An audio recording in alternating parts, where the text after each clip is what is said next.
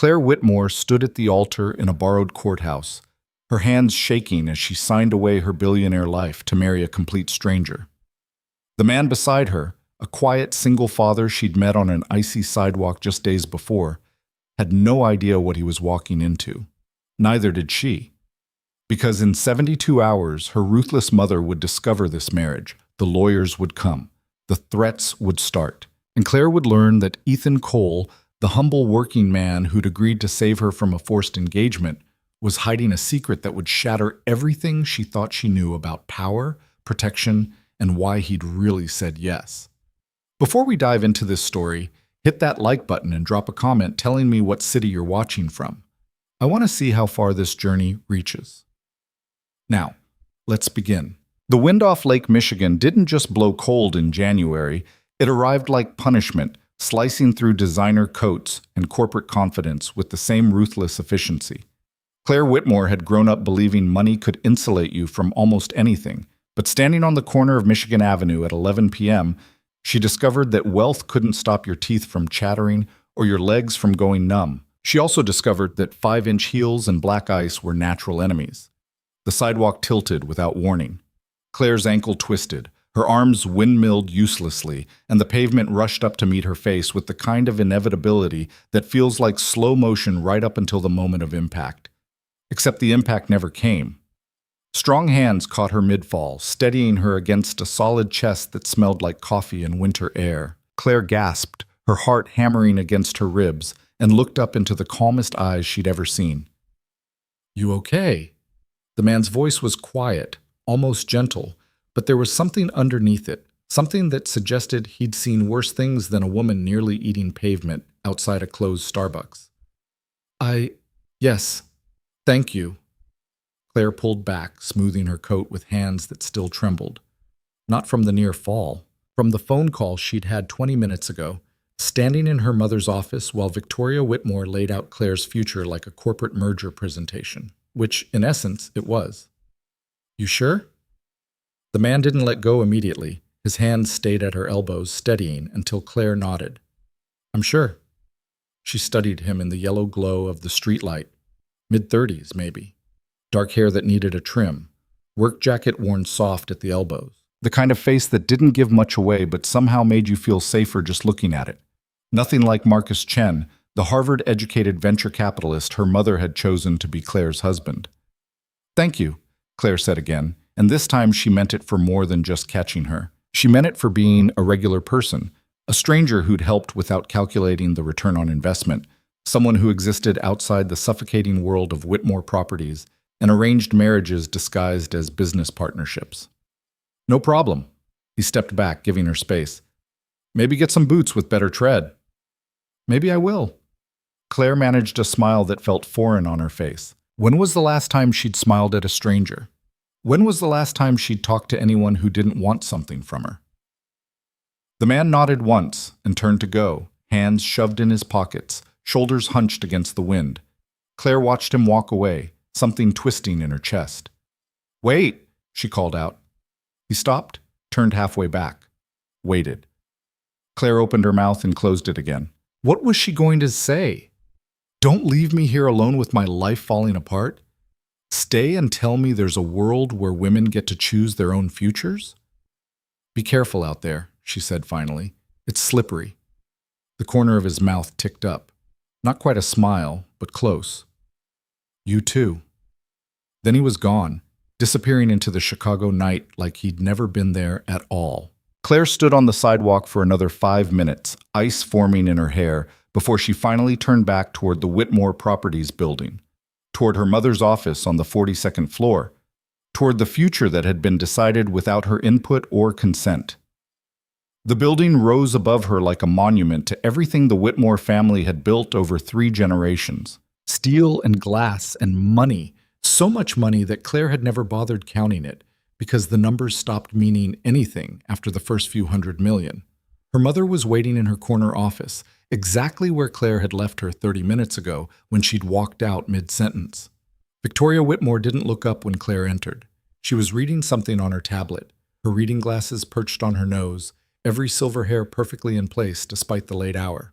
"Finished with your tantrum?" Victoria asked, Claire closed the door. Her shoes squelched slightly, melted snow from the sidewalk. She'd forgotten to wipe them on the mat. Small rebellion, but she'd take what she could get. "I'm not marrying Marcus Chen," Claire said. Now Victoria looked up. Her eyes, the same green as Claire's, held no warmth, no motherly concern, just calculation. "Yes, you are?" "No." Claire stayed by the door. If she sat down, she'd be giving in to the familiar pattern of these conversations. Victoria behind her massive desk, Claire in one of the uncomfortable chairs across from it, the power dynamic established before the first word was spoken. "I'm not." Victoria removed her glasses with deliberate care, folding them and setting them aside. "Claire, sit down." "I'd rather stand." "Sit down." Claire's legs moved before her brain could override the command. 30 years of conditioning, of being Victoria Whitmore's daughter first and a person second. She sat. Victoria stood, which was worse. She came around the desk and leaned against it, arms crossed, looking down at Claire with the expression she reserved for incompetent junior executives. "Let me be very clear," Victoria said. "This isn't a negotiation. This isn't a discussion. This is me telling you what's going to happen and you deciding whether you want to do it the easy way or the hard way." Claire's nails dug into the leather armrests. "You can't force me to marry someone." "Can't I?" Victoria tilted her head. "You're 30 years old, Claire. You've never held a real job. You've never earned a dollar that didn't come from the Whitmore Trust. You live in a penthouse apartment that I own. You drive a car that's registered in the company name. Your credit cards are linked to corporate accounts." She paused. "What exactly do you think you'd do if I cut you off tomorrow?" The question hit like a slap, because Claire didn't know. She'd been raised to be an heiress, not an employee. Her education, Vassar for undergrad, Stanford for an MBA she'd never used, had been about networking and polish, not preparation for actual work. "That's what I thought," Victoria said softly. "So here's how this works. You'll marry Marcus Chen in June. It'll be a beautiful wedding. I've already booked the Drake for the reception. The merger with Chen Capital will be finalized 60 days after the ceremony. And you'll finally start earning your place in this family instead of being a pretty face at charity galas." Claire's voice came out smaller than she wanted. "What if I loved someone else?" Victoria actually laughed. "Do you?" No. Claire had dated, slept with a few men who'd seemed interesting until they'd started calculating how to leverage her last name. But love? That seemed like something that happened to other people. People whose mothers didn't treat marriage like a line item on a balance sheet. "That's what I thought," Victoria said again. "You'll love Marcus or you won't. Frankly, I don't care. But you'll marry him, and you'll make this family stronger in the process. And maybe you'll finally understand what it means to be a Whitmore." She walked back around her desk, conversation over. Claire sat frozen in the uncomfortable chair, her wet shoes leaving small puddles on the Persian rug. "The engagement announcement goes out Monday," Victoria said, returning to her tablet. "Marcus will propose Friday at dinner, 8 p.m. Alinea. Wear the Dior. The emerald one. It photographs well." Claire stood on shaking legs. "And if I say no? Then you'll learn what it's like to live without Whitmore money." Victoria didn't look up. "I think you'll find it's harder than falling on an icy sidewalk." The words froze Claire halfway to the door. How did her mother... "I have security cameras on every corner within a mile of this building," Victoria said, still reading. "I saw your little incident. I saw the man who caught you." Now she looked up, and her smile was sharp enough to draw blood. "Nice of him. I hope you thanked him properly. It's likely the last kindness from a stranger you'll experience for a while."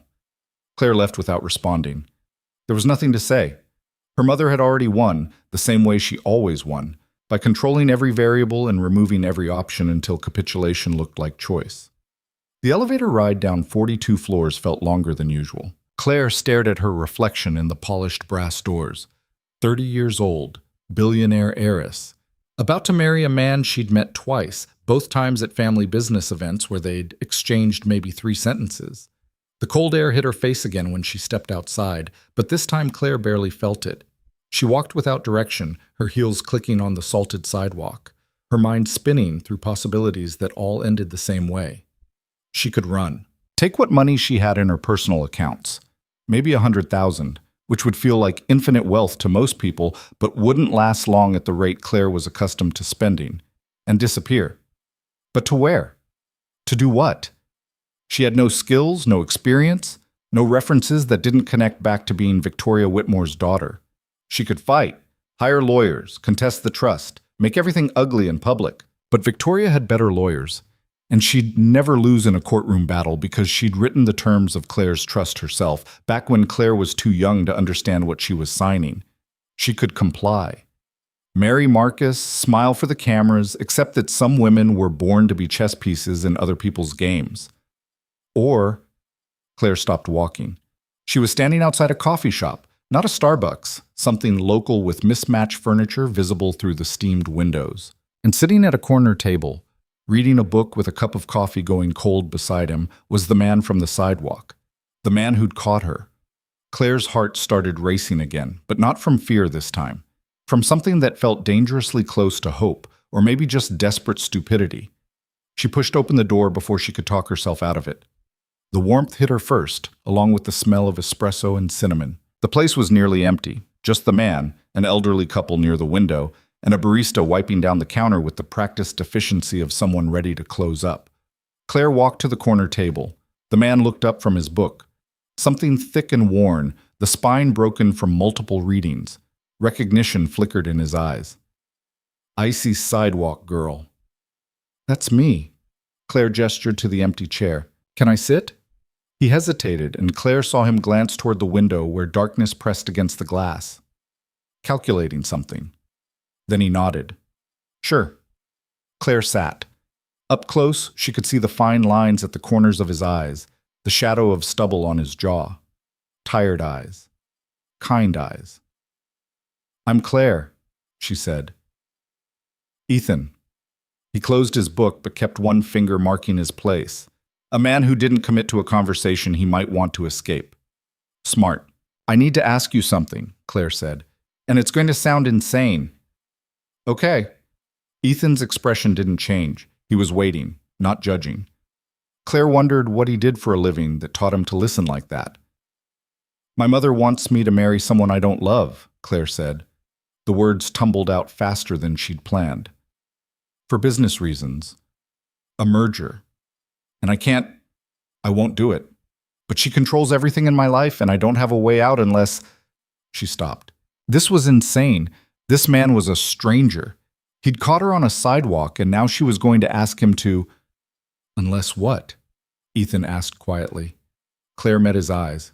Calm, steady. Nothing like the calculating gazes she was used to.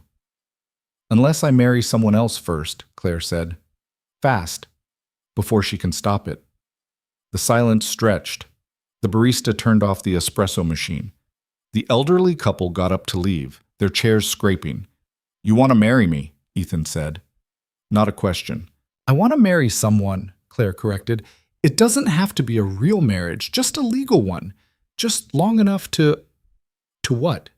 Break her mother's hold, claim some independence, figure out who she was without the Whitmore name controlling every decision? I don't know you, Ethan said. I know. You could be anyone. This could be anything. I know. I have a daughter. He said it flatly, watching for her reaction. 7 years old, Sophie. Claire blinked. She hadn't expected that. Where's her mother? Gone. Something moved behind Ethan's eyes, quick and painful. Sophie's everything to me. I don't make decisions without thinking about how they affect her. I understand. Claire should have stood up, apologized for wasting his time, walked away, but she stayed seated. I'm not asking you to put her at risk. I'm just asking you to help me get out of an impossible situation. By creating a different impossible situation. Maybe. Well, Claire tried to smile.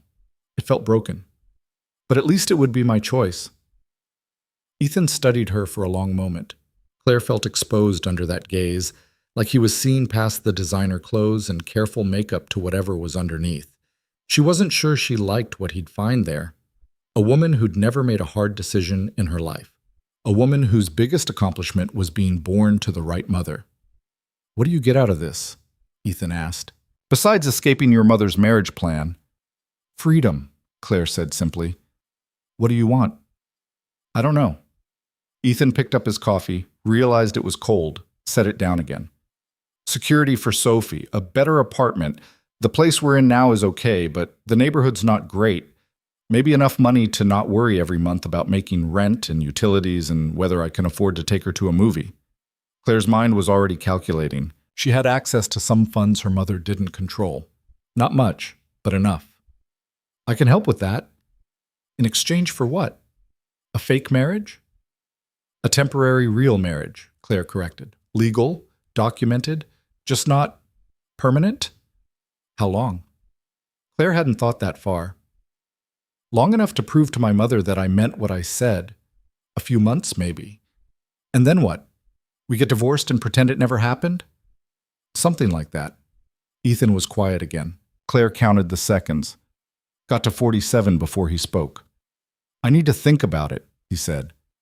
It wasn't a no. Claire felt something loosen in her chest.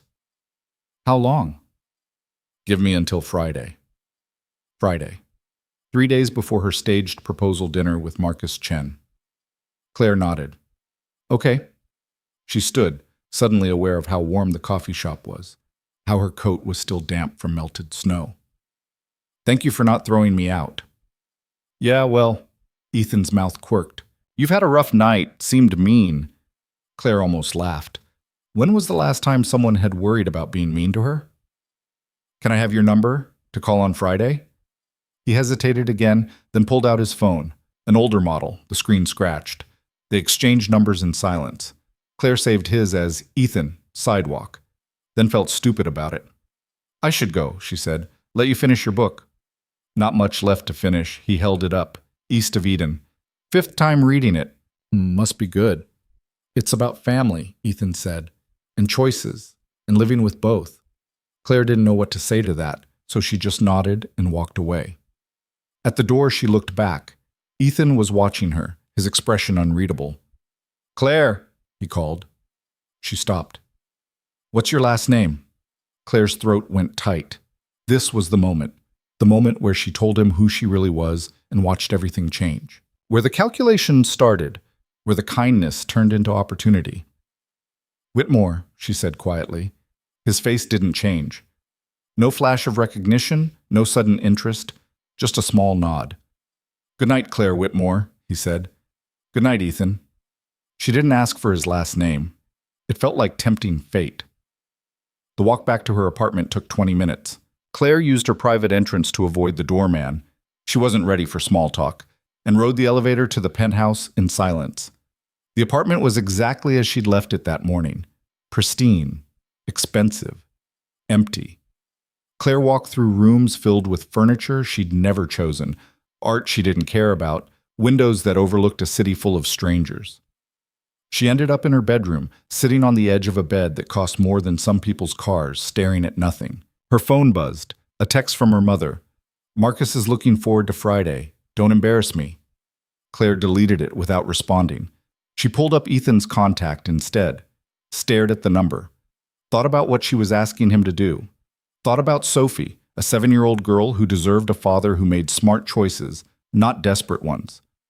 Then she thought about standing at an altar with Marcus Chen, about signing her name to a marriage certificate that was really a contract merger, about spending the rest of her life as an asset instead of a person. Her phone buzzed again. Unknown number. She answered without thinking. Hello? It's Ethan. His voice sounded different on the phone, closer. I don't need until Friday. Claire's heart stopped. Okay, I'll do it, Ethan said. I'll marry you. Why? Claire whispered. Silence. Then, because Sophie deserves better than what I can give her right now. And because you looked like you were drowning in that coffee shop and I know what that feels like. I don't know how to thank you. Don't. Ethan's voice went harder. We're both getting something out of this. That makes it a transaction, not a favor. Claire should have been offended. Instead, she felt grateful. At least he was being honest. When? She asked. Soon as possible, before you change your mind or I come to my senses. Tomorrow? Tomorrow's Thursday. Friday's your dinner with the other guy, right? Right. Then Thursday, Ethan said. Courthouse opens at 9. I'll meet you there. Okay. Claire's voice shook. Okay. Claire. Yeah? Don't tell anyone, not yet. Not until it's done. I wasn't planning to. Good. A pause. Get some sleep. Tomorrow's going to be weird. He hung up before she could respond. Claire sat on her expensive bed in her expensive apartment and started laughing. It came out wrong, high and sharp, teetering on the edge of something that wasn't quite laughter at all. She was going to marry a stranger tomorrow. A man she'd met twice, talked to for maybe 20 minutes total. A man with a daughter and tired eyes, and a life that probably had nothing to do with corporate mergers and trust funds. It was the stupidest thing she'd ever considered. It was also the first real choice she'd made in her entire adult life. Claire fell asleep with her phone still in her hand, Ethan's number glowing on the screen, and for the first time in months, she didn't dream about drowning. The morning came too fast and too slow. Claire woke at 6, couldn't go back to sleep, and spent 3 hours trying to figure out what you wore to your own courthouse wedding. She settled on a simple dress, navy, conservative, the kind of thing that wouldn't attract attention or photograph well. Her mother would hate it. The courthouse was downtown, a stern gray building that looked like it had been built to discourage hope. Claire arrived at 8:45, too early, and stood on the steps trying not to throw up. Ethan showed up at 8:52, wearing dark jeans and a button-down shirt, carrying a folder of documents. "You came," Claire said stupidly. "Said I would." He climbed the steps, stopped beside her. "You okay?" Terrified. "Yeah, me too." They stood in silence, watching people hurry past. Office workers and lawyers and people with normal problems, normal lives. "Last chance to back out," Ethan said. "You?" "You." Claire looked at him. Really looked. This man was about to become her husband, and she knew almost nothing about him. Didn't know his favorite color or his last name or what he did for a living. Didn't know if he was kind or cruel, generous or selfish, safe or dangerous. But she knew he'd caught her when she was falling, and right now that felt like enough. "I'm not backing out," Claire said. "Neither am I." "Then I guess we're getting married." "I guess we are." They walked inside together, strangers about to become something else entirely, and Claire didn't look back at the life she was leaving behind. The paperwork took 40 minutes. Claire signed her name 17 times, each signature feeling less real than the last. Ethan signed beside her, his handwriting neat and controlled, the kind of precision that came from filling out forms that mattered. The clerk was a middle-aged woman with reading glasses on a chain and an expression that suggested she'd seen every possible variation of human stupidity. She barely glanced at them as she processed the marriage license, stamped it with the efficiency of someone who did this 20 times a day, and slid it across the counter. "Congratulations," she said flatly. "Next." That was it. No ceremony, no vows, no moment of decision. Just signatures and stamps, and a piece of paper that said Claire Elizabeth Whitmore was now legally married to Ethan James Cole. Cole.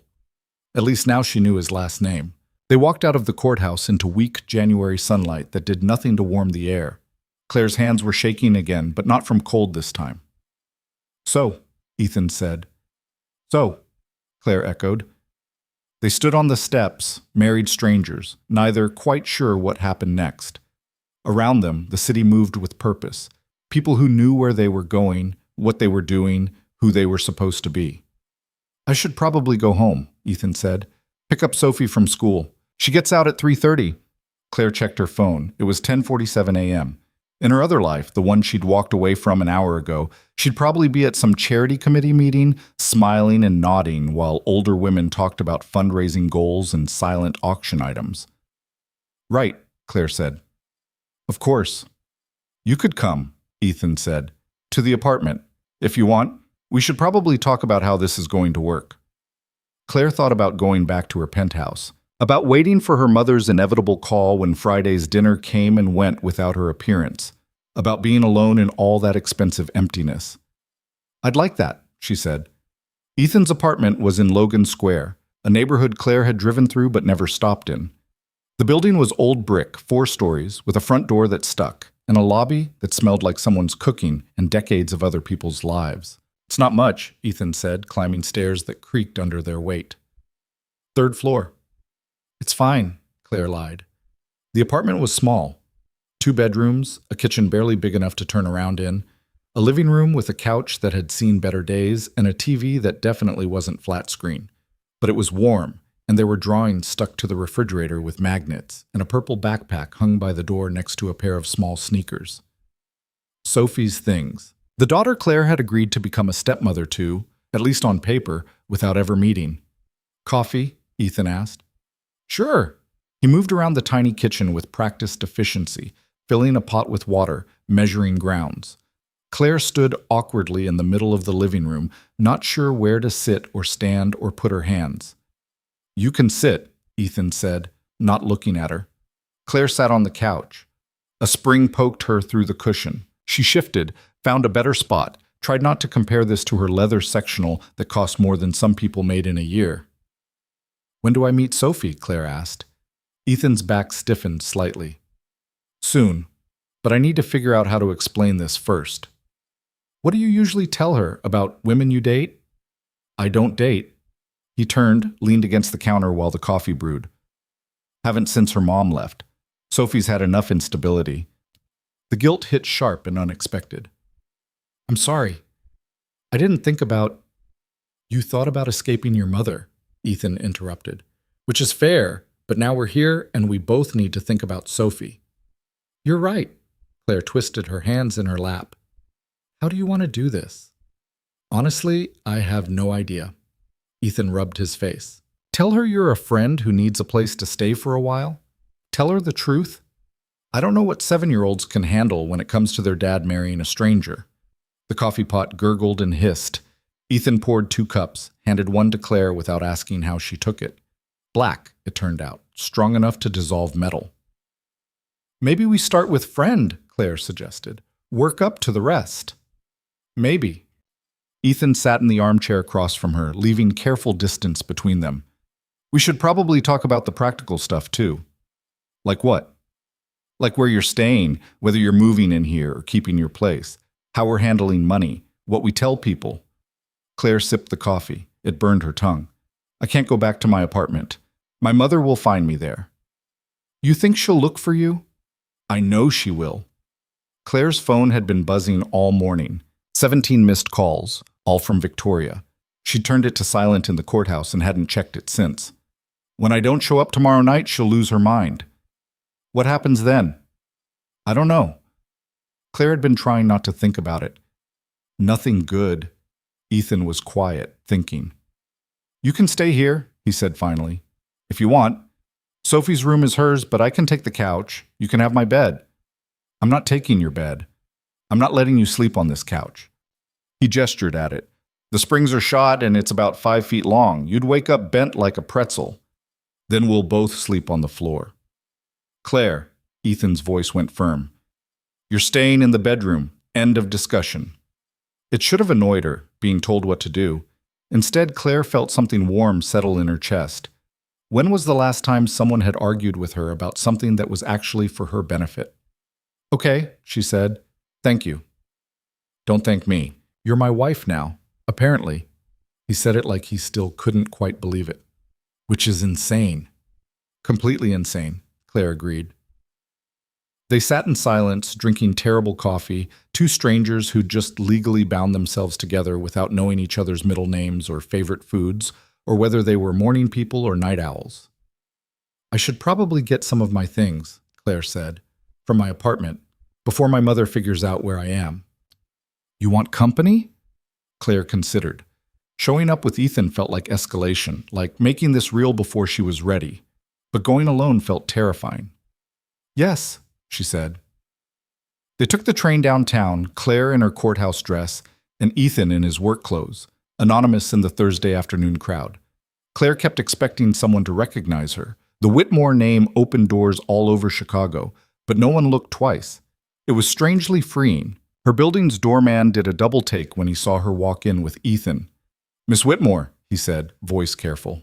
Good afternoon. Hi, James. Claire kept walking toward the elevator. Your mother called, James said. Asked if you'd been by. Claire's finger froze over the call button. What did you tell her? That I hadn't seen you since yesterday morning. James glanced at Ethan, then back to Claire, which was true at the time. Thank you, Claire said softly. The elevator ride up was silent. Ethan stood with his hands in his pockets, looking at nothing, while Claire counted floors and tried to breathe normally. Her apartment looked exactly the same. Nothing had changed in the 24 hours since she'd left. But standing in the doorway with Ethan beside her, Claire saw it differently. The furniture looked staged, like a hotel suite. The art looked expensive and meaningless. The whole place felt like it belonged to someone else. This is where you live? Ethan asked. Lived, Claire corrected. Past tense. She moved through the rooms quickly, grabbing clothes, toiletries, a few books she'd been meaning to read. Ethan watched from the doorway, not touching anything, his expression unreadable. You can come in, Claire said. It's not a museum. Could have fooled me.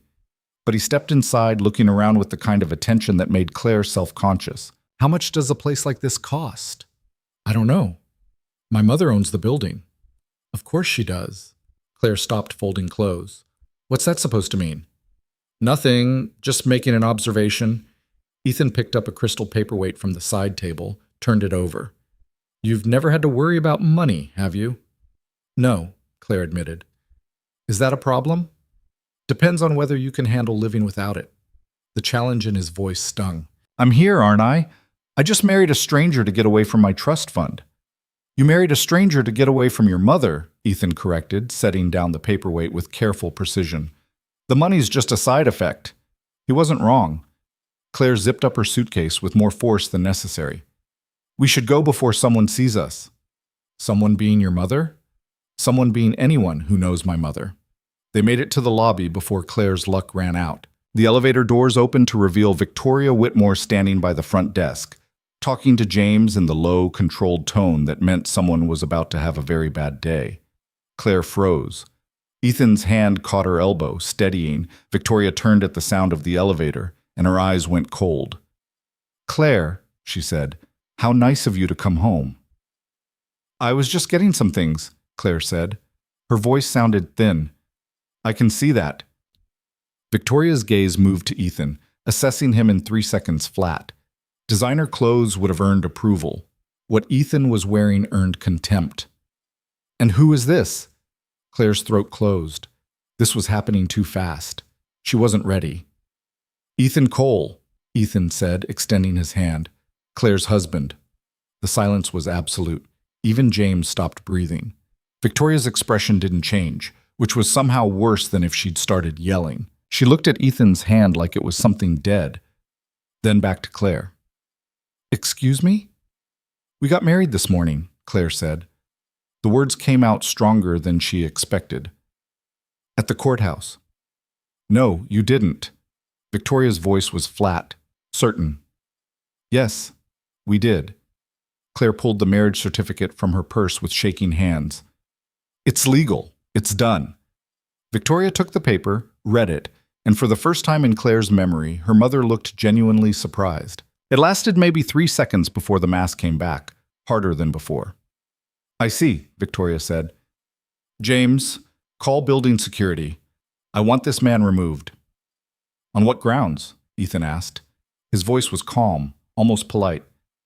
I'm with my wife. You're a con artist who took advantage of a vulnerable woman. I'm a man who said yes when your daughter asked for help. Victoria's eyes narrowed. How much did she pay you? Mom, stop it, Claire said. How much? Victoria ignored her, focused entirely on Ethan. What's your price for an annulment? 50,000? 100? There's no price, Ethan said. We're married. We're staying married. For now. Victoria folded the marriage certificate and handed it back to Claire with the same care she might use handling contaminated evidence. Until I have my lawyers explain to you exactly how much trouble you're in for fraudulent marriage. It's not fraudulent, Claire said. We both signed. We both understood what we were doing. Did you? Victoria turned to her daughter. Did you understand that you just threw away your future, your inheritance, your place in this family? Maybe I don't want my place in this family. The words hung in the air between them. Claire had never said anything like that out loud before, had barely let herself think it. Victoria's face went very still. You don't mean that. I do. Claire's hands were shaking, but her voice held steady. I'm tired of being a chess piece. I'm tired of you deciding my life. I'm just tired, Mom. So you married a stranger. Victoria's voice dripped acid. That's your solution? Run away with some nobody who probably can't even afford to feed you? I can feed her just fine, Ethan said quietly. Really? Victoria looked him up and down. What do you do, Mr. Cole? Let me guess. Construction? Retail? Some manual labor job that pays by the hour? Does it matter? It matters when you're trying to live off my daughter's money. I'm not living off anything. Claire and I have an arrangement that works for both of us. An arrangement? Victoria's laugh was cold. How romantic. Did you at least have the decency to sign a prenup? Claire felt the blood drain from her face. She and Ethan hadn't discussed a prenup, hadn't discussed anything legal beyond the marriage license itself. We didn't need one, Ethan said. Of course you didn't. Because this whole thing is a farce designed to get your hands on Whitmore money. Victoria pulled out her phone. I'm calling my lawyers right now. This marriage will be annulled by Monday. No, it won't, Claire said. I'm an adult. I made a choice. You made a mistake. Victoria started dialing. One I'm going to fix. Mrs. Whitmore. Ethan's voice cut through the tension. You can call whoever you want, but Claire's right. She's an adult. We're legally married, and there's nothing fraudulent about two people choosing to get married. You don't know who you're dealing with, Victoria said. Neither do you. Something in Ethan's tone made Victoria pause. She looked at him again, more carefully this time. Who are you? She asked. Someone who caught your daughter when she fell, Ethan said, and someone who's not going to let her fall again. Victoria's eyes went to Claire. For just a second, something moved behind the ice, something that might have been pain or might have been fury or might have been both. You're making the biggest mistake of your life, Victoria said softly. Maybe, Claire said, but it's my mistake to make. Victoria put away her phone, smoothed her jacket. When she spoke again, her voice was perfectly controlled. Fine. You want to play house with this man? Go ahead. But when it falls apart, and it will fall apart, don't come crying to me. I won't. And don't expect any money from the family trust. You're cut off as of right now. Claire had been expecting this, but hearing it out loud still hurt. Okay. No credit cards, no apartment, no car, nothing with the Whitmore name attached. I understand. Do you? Victoria stepped closer. Do you understand what it means to live without money, Claire? Real money. Do you know what it's like to worry about bills and rent and whether you can afford groceries? I'll learn. You'll fail. Victoria's voice was almost gentle. And when you do, when you realize this fantasy isn't sustainable, I'll be here, waiting. But the price will be higher than it is right now. What's the price right now?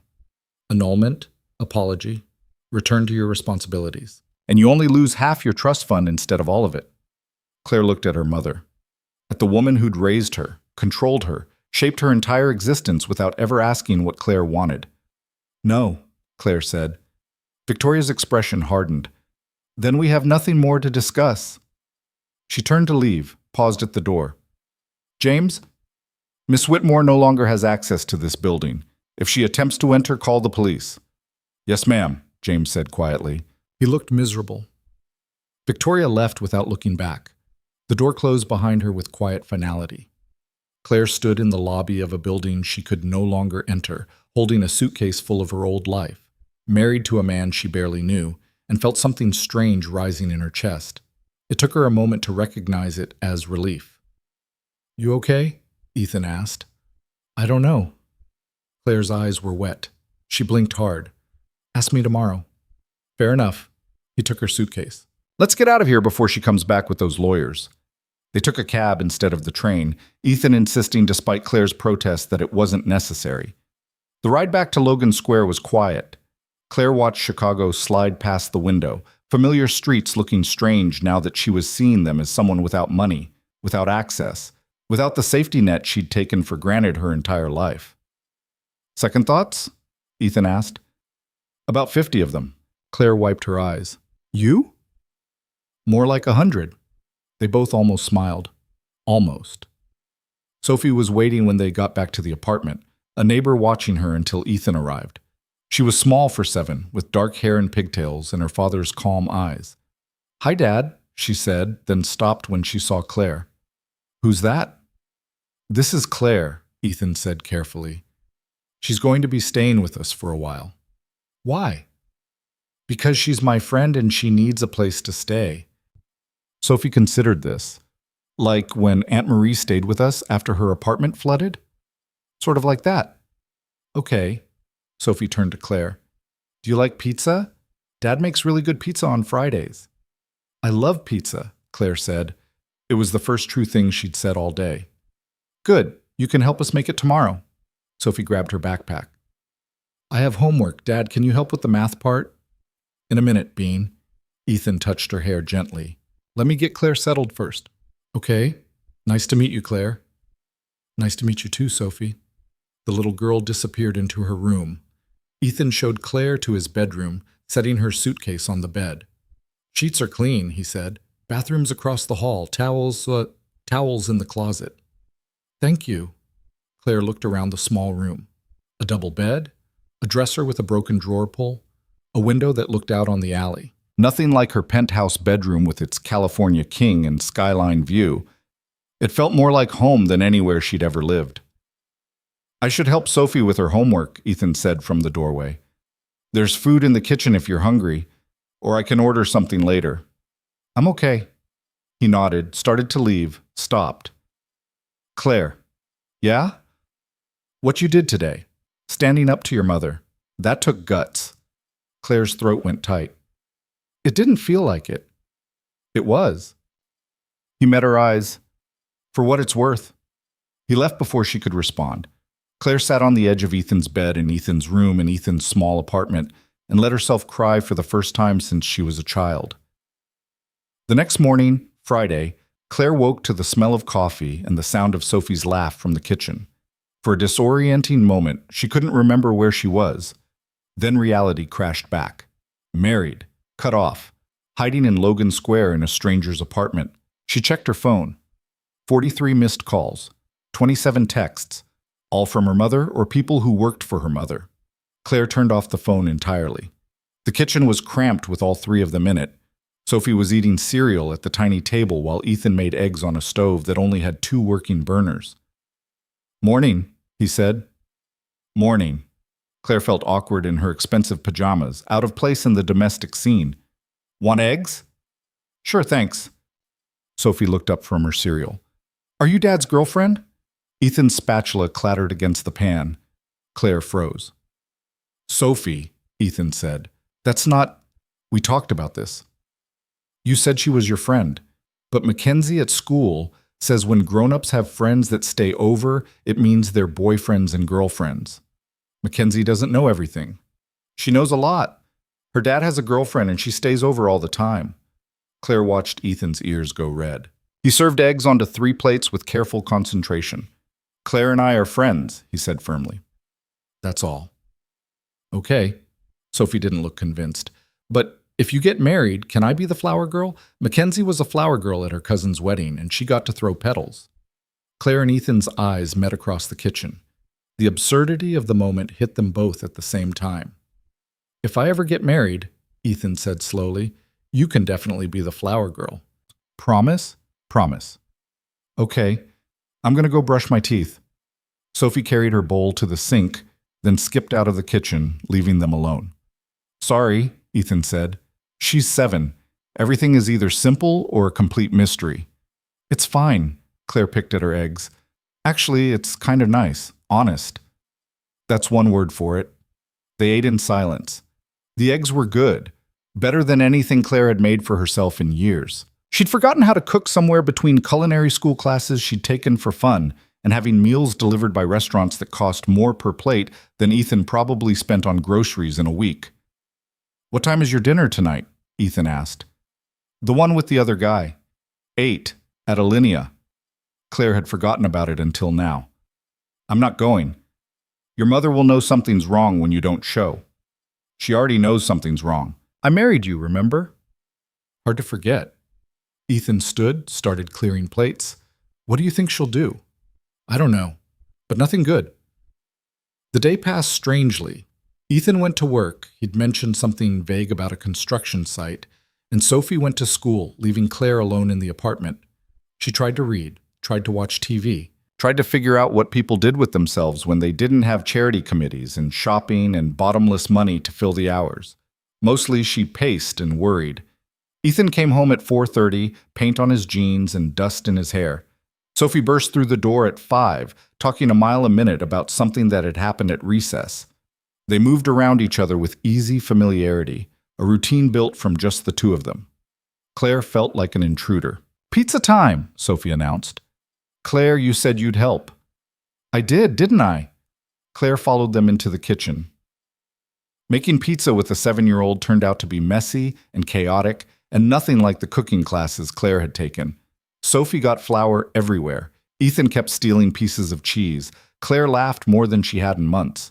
They ate at the small table, knees bumping, Sophie telling elaborate stories about her classmates that may or may not have been true. Ethan listened with patient attention, asking questions that made Sophie light up. This was what family looked like, Claire realized. Not formal dinners in dining rooms that could seat 20, not careful conversations designed to avoid conflict, just 3 people sharing food and time and space. At 8:15, Claire's dead phone buzzed once on the counter where she'd left it charging. A text had forced its way through, even though the phone was off, from Marcus Chen. "Where are you?" Your mother's furious. Claire deleted it and turned the phone off again. "Everything okay?" Ethan asked. "Fine." Claire forced a smile. "Everything's fine." But that night, lying in Ethan's bed while he slept on the couch, Claire heard his phone ring at 2 in the morning, heard his quiet voice answering, heard the tone shift from sleepy to alert. She got up, cracked open the bedroom door. Ethan was standing by the window, phone pressed to his ear, his back rigid. "I understand," he was saying, "but that's not possible right now." A pause. "Because I'm not alone." Another pause, longer. "I can't explain over the phone, just trust me." Silence. Then quietly, "I know. I will. Soon." He hung up and stood there, staring out at the dark street. Claire closed the door before he could turn and see her watching. She lay awake until dawn, wondering who had called, what Ethan couldn't explain, and what secrets lived in the careful spaces between his words. Claire didn't mention the phone call. Over the next 2 weeks, she watched Ethan move through his carefully constructed life and said nothing about the conversation she'd overheard, the tension in his voice, the secrets she could feel gathering in the corners of the apartment like dust. She had her own secrets anyway, like the fact that she'd started Googling Ethan Cole at 3 in the morning when she couldn't sleep, finding nothing but a few social media accounts that hadn't been updated in years, and a LinkedIn profile so sparse it looked fake. Like the fact that she'd noticed the cars parked outside the apartment building, different cars, different drivers, but always there, always watching. Like the way Ethan's phone rang at odd hours and he always stepped into the hallway to answer, his voice dropping to a murmur she couldn't quite hear through the thin walls. But life settled into something resembling routine. Claire learned how to make coffee in Ethan's ancient machine, learned that Sophie liked her sandwiches cut diagonally, not straight across. Learned that Ethan left for work at 7 every morning and came home smelling like sawdust and something else she couldn't identify. Something expensive, out of place on a construction worker's clothes. She also learned what it felt like to be broke. Her credit card stopped working on day 3. Claire had tried to buy groceries at the corner store and watched the cashier's expression shift from bored to suspicious when the card declined. Then the second card, then the third. "Cash only," Claire had said, her face burning, and walked out with nothing. Ethan had found her sitting on the apartment steps 20 minutes later, staring at her useless wallet. "What happened?" he'd asked. "My mother kept her promise. Everything's frozen." He'd sat down beside her, close enough that their shoulders touched. "How much cash do you have?" "Maybe $40. "Then we'll make it work." "How?" Claire had looked at him. "I can't get a job. I don't know how to do anything useful." "That's not true." "Name one thing I can do that someone would pay me for." Ethan had thought about it. "You went to Stanford, right? That MBA you mentioned." "I never used it." "Doesn't mean you can't." He'd stood, offered her his hand. "Come on, let's get groceries, my treat." "I can't let you Claire, we're married. My money is your money, at least for now. It was the first time either of them had acknowledged the temporary nature of their arrangement since the courthouse. The words sat heavy between them. But Claire had taken his hand and let him pull her to her feet, and they'd gone grocery shopping together like a real couple, arguing about whether store-brand cereal was actually the same as the name brand, and whether they needed the expensive olive oil or if the cheap stuff was fine. Claire had discovered she had opinions about olive oil, strong ones. It surprised them both. Now, 2 weeks into this strange new life, Claire was learning other things too, like how to live in close quarters with people who had their own rhythms and needs, like how to be quiet when Sophie was doing homework and Ethan was on yet another mysterious phone call, like how to make herself small in a space that wasn't built for 3 people. She was also learning to notice things. The way Ethan's clothes were wrong for a construction worker, too well made, too expensive looking despite the paint stains. The way he moved, with a confidence that didn't match someone worried about making rent. The way he sometimes forgot to act tired when he came home, slipping into an alertness that made Claire's instincts prickle. And the phone calls. Always the phone calls. On a Tuesday morning, Claire was making breakfast when Ethan's phone rang. He glanced at the screen, his expression tightening. "I need to take this," he said, already moving toward the hallway. "Ethan," Claire started. He paused in the doorway. "Who keeps calling you?" "Work," he said, not quite meeting her eyes. "At 6 in the morning?" "Construction starts early." He stepped into the hall, closed the door most of the way. Claire moved closer, not quite eavesdropping, but not quite not. Through the gap, she could hear fragments. "Can't keep putting them off." Ethan's voice, low and tense. "I know what the timeline is. I know." A pause. "Because my situation has changed. I need more time to—" Another pause, longer. "Don't threaten me. You want this deal to go through? Then you'll wait." Claire stepped back before he could catch her listening. By the time he came back inside, she was pouring orange juice like nothing had happened. "Everything okay?" she asked. "Fine." Ethan grabbed his coffee. "I need to leave early today. Can you get Sophie to school?" Claire blinked. He'd never asked her to do that before. "I don't have a car." "It's 4 blocks. You can walk her."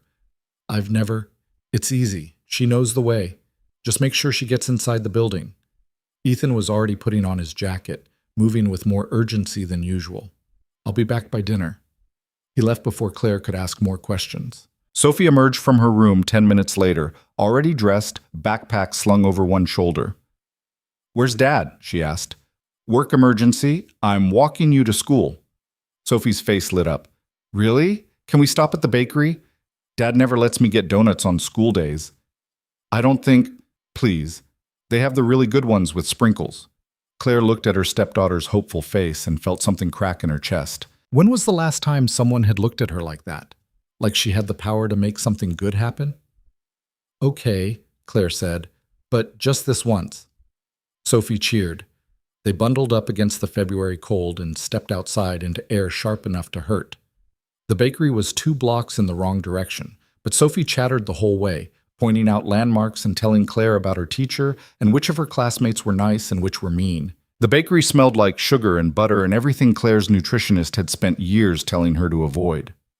Sophie pressed her nose to the glass case, debating between chocolate and strawberry frosting with the gravity of someone making a life-altering decision. Claire let her take her time. They were leaving, Sophie triumphant with a chocolate donut, when Claire noticed the car. Black SUV, tinted windows, parked across the street with the engine running. The same car that had been outside the apartment that morning. The same car she'd seen 3 times in the past week. Claire's hand tightened on Sophie's shoulder. "What's wrong?" Sophie asked through a mouthful of donut. "Nothing. Let's get you to school." They walked faster. The SUV didn't follow, but Claire could feel it watching. By the time they reached the school, a brick building that had probably been there since the 50s, Claire's heart was racing. "You okay?" Sophie asked, with the kind of perception kids had when adults thought they weren't paying attention. "Fine. Just cold." Claire walked her to the door. "Have a good day." "You too," Sophie hesitated. "Claire? I'm glad you're staying with us." She ducked inside before Claire could respond, leaving Claire standing on the sidewalk with a lump in her throat and the prickling sensation of being watched. The SUV was gone when Claire looked back. She spent the walk home trying to convince herself she was being paranoid. Her mother had money and connections, but she wouldn't have Claire followed. Would she? The apartment felt too empty without Sophie's chatter and Ethan's presence. Claire tried to clean. The place could use it, but kept getting distracted by small things that didn't add up. A piece of mail addressed to Ethan at a different address, quickly shoved in a drawer. A business card that fell out of his jacket pocket. Expensive cardstock with just a phone number, no name. A framed photo on Sophie's dresser that Claire had never really looked at before. Ethan, in a suit that probably cost $5,000, standing in front of a building that looked familiar, but Claire couldn't place. She was holding the photo when her phone rang. Unknown number. Claire almost didn't answer, but something made her pick up. Hello? Miss Whitmore? A man's voice, professional and cold. My name is David Chen. I'm Marcus Chen's attorney. Claire's stomach dropped. How did you get this number? That's not important. What is important is that you understand the legal situation you've created for yourself. I haven't created any legal situation. Your marriage to Mr. Cole was conducted under fraudulent pretenses. My client is prepared to pursue civil action for emotional distress, and Claire hung up. Her hands were shaking. The phone rang again immediately. Same number. She declined the call. A text came through. Ignoring this won't make it go away. Call me back or I'll be forced to escalate. Claire blocked the number and tried to breathe normally. This was fine. This was just lawyers doing what lawyers did, threatening and posturing and making everything sound worse than it was.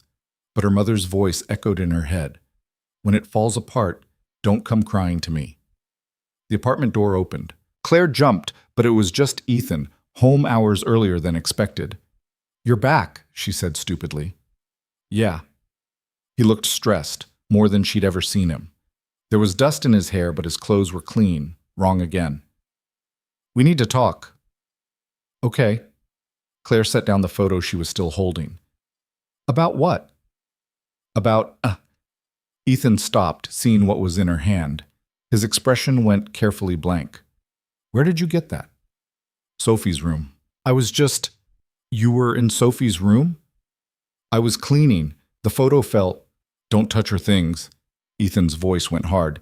I don't go through your stuff. Don't go through ours. The words stung more than they should have.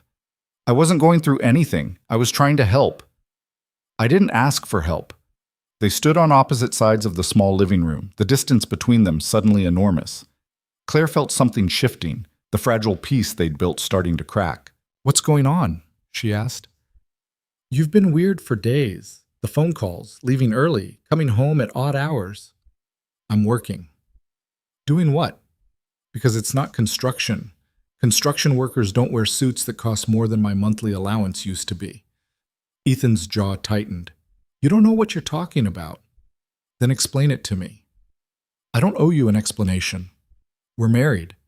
We're playing pretend, Ethan shot back. Let's not forget that. This isn't real. You needed an escape route and I needed money. That's all this is. The words hit like a slap. Claire had known that. Of course she'd known that. But hearing him say it so bluntly made something hurt in her chest.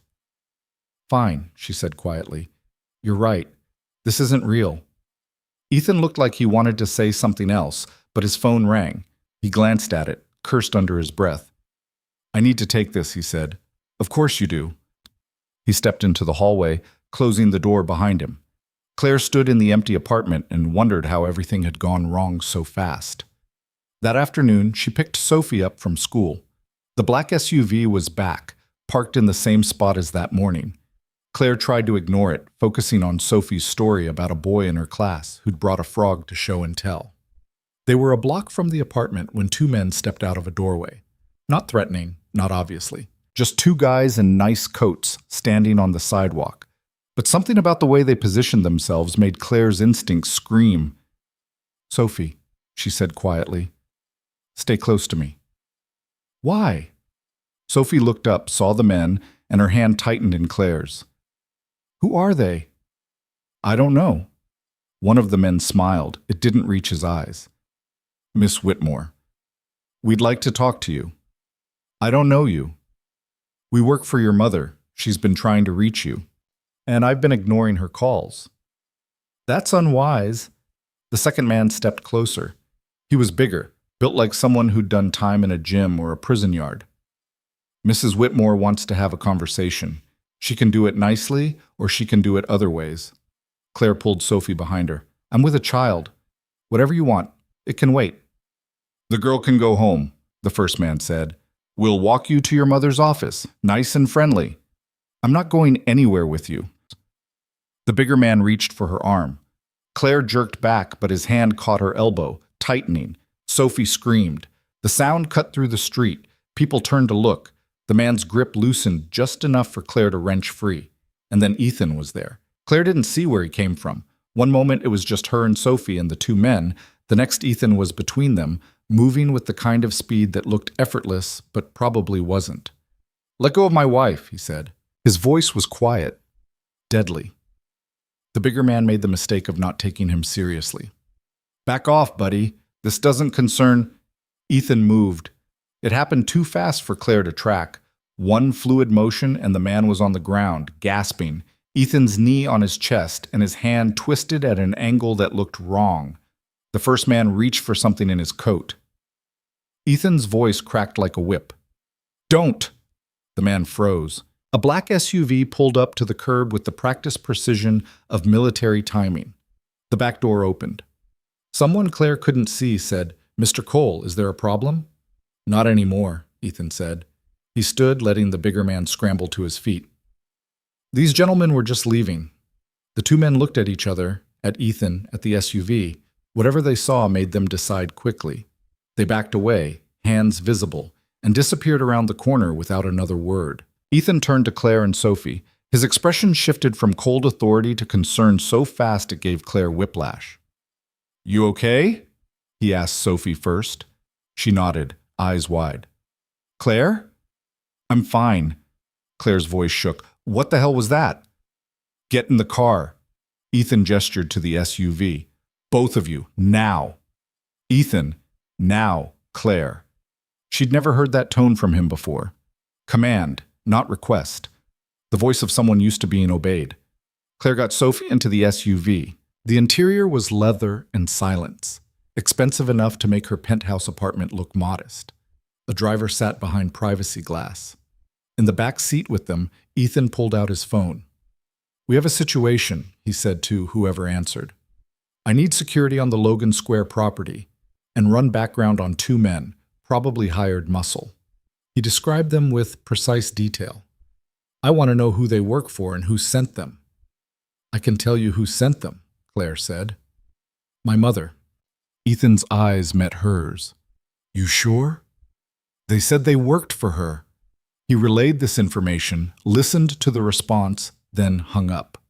The car was already moving, but not toward the apartment, toward downtown, toward the glittering buildings Claire had grown up around. Where are we going? Claire asked.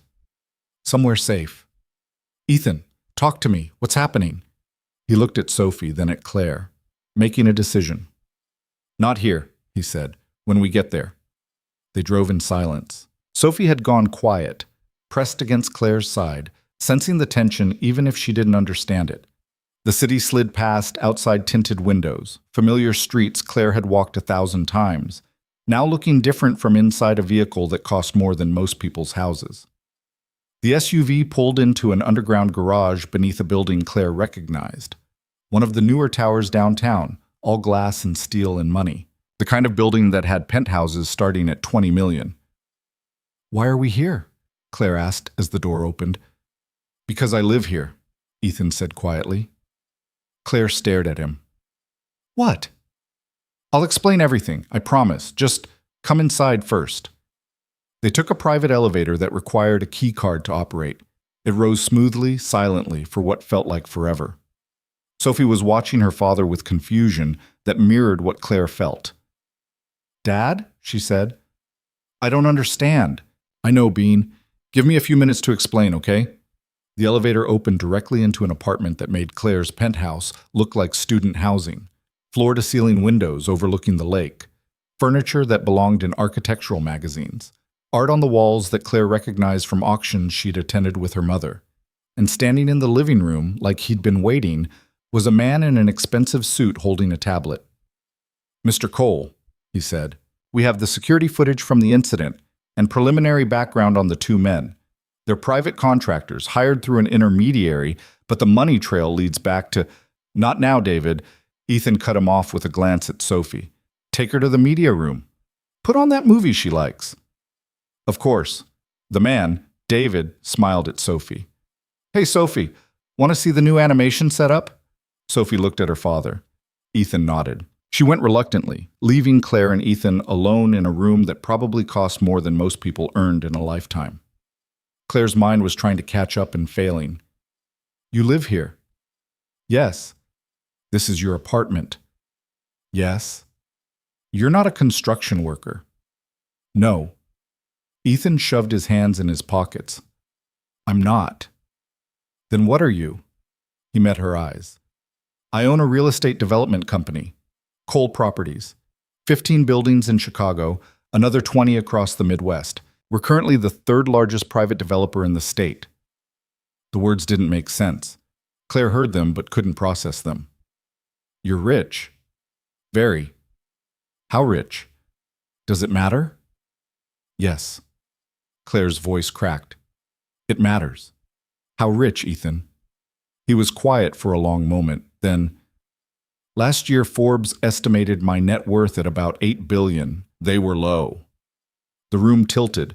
Claire sat down on a couch that probably cost more than the entire Logan Square apartment. "You're a billionaire." "Yes." "You've been pretending to be a construction worker." "I wasn't pretending. I do work construction. I like working with my hands. But I also run a company that employs 3,000 people." Claire's brain was short-circuiting. "The apartment in Logan Square. I keep it for when I need to be anonymous, to think, to be just a dad, not a CEO. The phone calls, the weird hours, the expensive clothes, all real." Ethan sat in the chair across from her, leaving distance. "I'm sorry I lied." "Why?" Claire looked at him.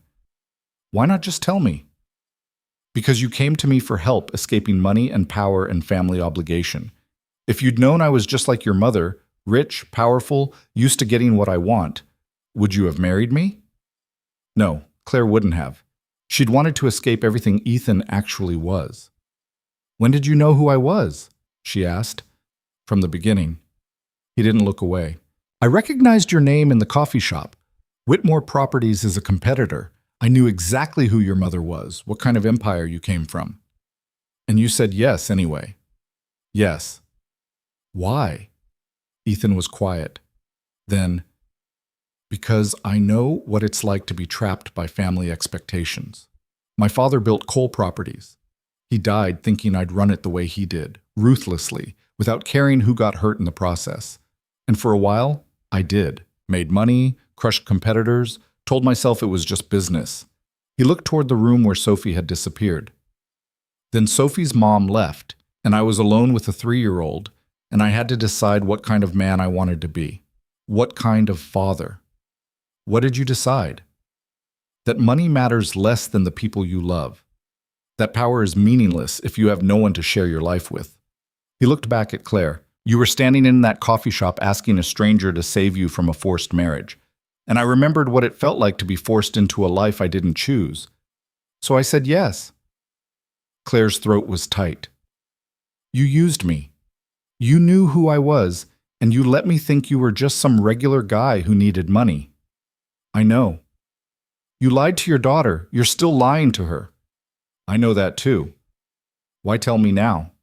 "Because those men on the street weren't just threatening you. They were threatening Sophie." Ethan's voice went hard. "And I will burn down the entire world before I let anyone hurt my daughter. Your mother needs to know she's dealing with someone who has resources, someone who can fight back. You're using me as a chess piece in a business war." "No." Ethan leaned forward. "I'm protecting my family. You're my wife, Claire. Maybe it's temporary, maybe it's fake, but on paper you're a Cole now. That means something." "Does it?" Claire stood. "Because 20 minutes ago you told me this was just pretend, that it wasn't real. I was angry. You were honest. Maybe I was both. They stared at each other across expensive carpet in an expensive apartment neither of them had been honest about. Outside, the city glittered, indifferent to their problems. "I need to think," Claire said. "Okay." "Alone." Ethan nodded. "There's a guest room down the hall. Take your time." Claire walked away without looking back. She found the guest room, bigger than the master bedroom in Logan Square, with its own bathroom and a bed that looked like it had never been slept in. She closed the door and locked it and sat on the edge of the bed. Her husband was a billionaire. Her pretend temporary husband, who she'd married to escape her billionaire mother, was secretly richer than her mother, more powerful than her mother, and had been lying to her since the moment they met. Claire started laughing. It came out broken and wrong, but she couldn't stop. Her phone rang. She'd stopped blocking her mother's calls days ago. There was no point. Victoria always found another number. "Hello, Mother," Claire said. "Those men had no right to touch you." Victoria's voice was ice. "I told them to talk, not threaten. If they hurt you, they didn't. But they terrified a 7-year-old child. Collateral damage. If you just answered my calls, I'm done answering to you." "No, you're not." Victoria's voice shifted. "I know what you're trying to do, Claire. I know about Ethan Cole." Claire's blood went cold. "What?" "Did you think I wouldn't investigate the man who married my daughter? Cole Properties. 8 billion net worth. Very impressive, but I know something you don't." "What?" "Ethan Cole is currently in the middle of a hostile takeover attempt of Whitmore Properties. He's been quietly buying up our smaller holdings, consolidating power, positioning himself to make a run at our entire company." Victoria paused. "Did he mention that when he proposed?" The room spun. "You're lying." "Am I? Ask him. Ask your husband why he really married you, Claire. Ask him what he stands to gain if Whitmore Properties falls apart from family infighting and scandal." The line went dead. Claire sat in the expensive guest room of her husband's secret apartment and tried to breathe through the panic closing her throat. Because if her mother was telling the truth, and Victoria never lied when the truth did more damage, then everything Ethan had said was another manipulation, another lie, another way to use her for power and money and all the things Claire had been trying to escape. The door opened without knocking. Ethan stood in the doorway, his expression wrecked. "Did you know?" Claire asked. Her voice sounded distant. "About your company trying to take over Whitmore Properties?" His silence was answer enough. "Get out," Claire whispered. "Claire, get out of my room, out of my sight. I don't want to look at you right now." "Let me explain." "Explain what?" "That you married me to destroy my mother's company? That every kind word, every moment of protection was just you playing a long game?" Claire's voice cracked. "Get out, Ethan, before I say something I can't take back." He left. The door closed quietly behind him. Claire lay down on the expensive bed in the expensive room and stared at the ceiling until the light outside faded and the city lit up like stars, and she still didn't have any answers for what happened next. Claire didn't sleep. She lay in the dark, listening to the city hum 40 stories below, and replayed every conversation she'd had with Ethan, looking for the lies she'd missed. They were everywhere now that she knew to look. The careful way he'd asked about her family. The too perfect timing of him being at that coffee shop. The way he'd agreed so quickly to marry a stranger, like he'd already run the calculations and knew exactly what he stood to gain. Around 3 in the morning, she heard footsteps in the hallway outside her door. They paused. She held her breath, waiting for a knock that never came. Eventually, the footsteps retreated.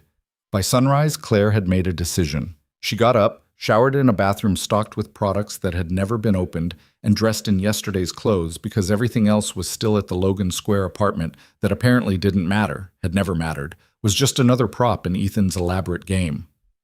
She found him in the kitchen, making coffee. He looked like he hadn't slept either, shadows under his eyes and his hair sticking up like he'd been running his hands through it. "Morning," he said quietly. Claire ignored the greeting. "I want the truth, all of it, no more lies." Ethan set down the coffee pot with careful precision. "Okay. Is Cole Properties trying to take over Whitmore Properties?" "Yes." The confirmation hit harder than Claire expected, even though she'd known the answer. "How long have you been planning it?" 3 years since your mother blocked one of our housing developments because it would have competed with her luxury condos. She buried us in legal red tape, cost us 18 months and $40 million, And when we finally got approval, she'd bought up all the surrounding property so we couldn't expand. Ethan's voice was flat, reciting facts. She does it to everyone: crush the competition, consolidate power, never leave room for anyone else to grow. So this is revenge. This is business. Your mother taught me that everything is business.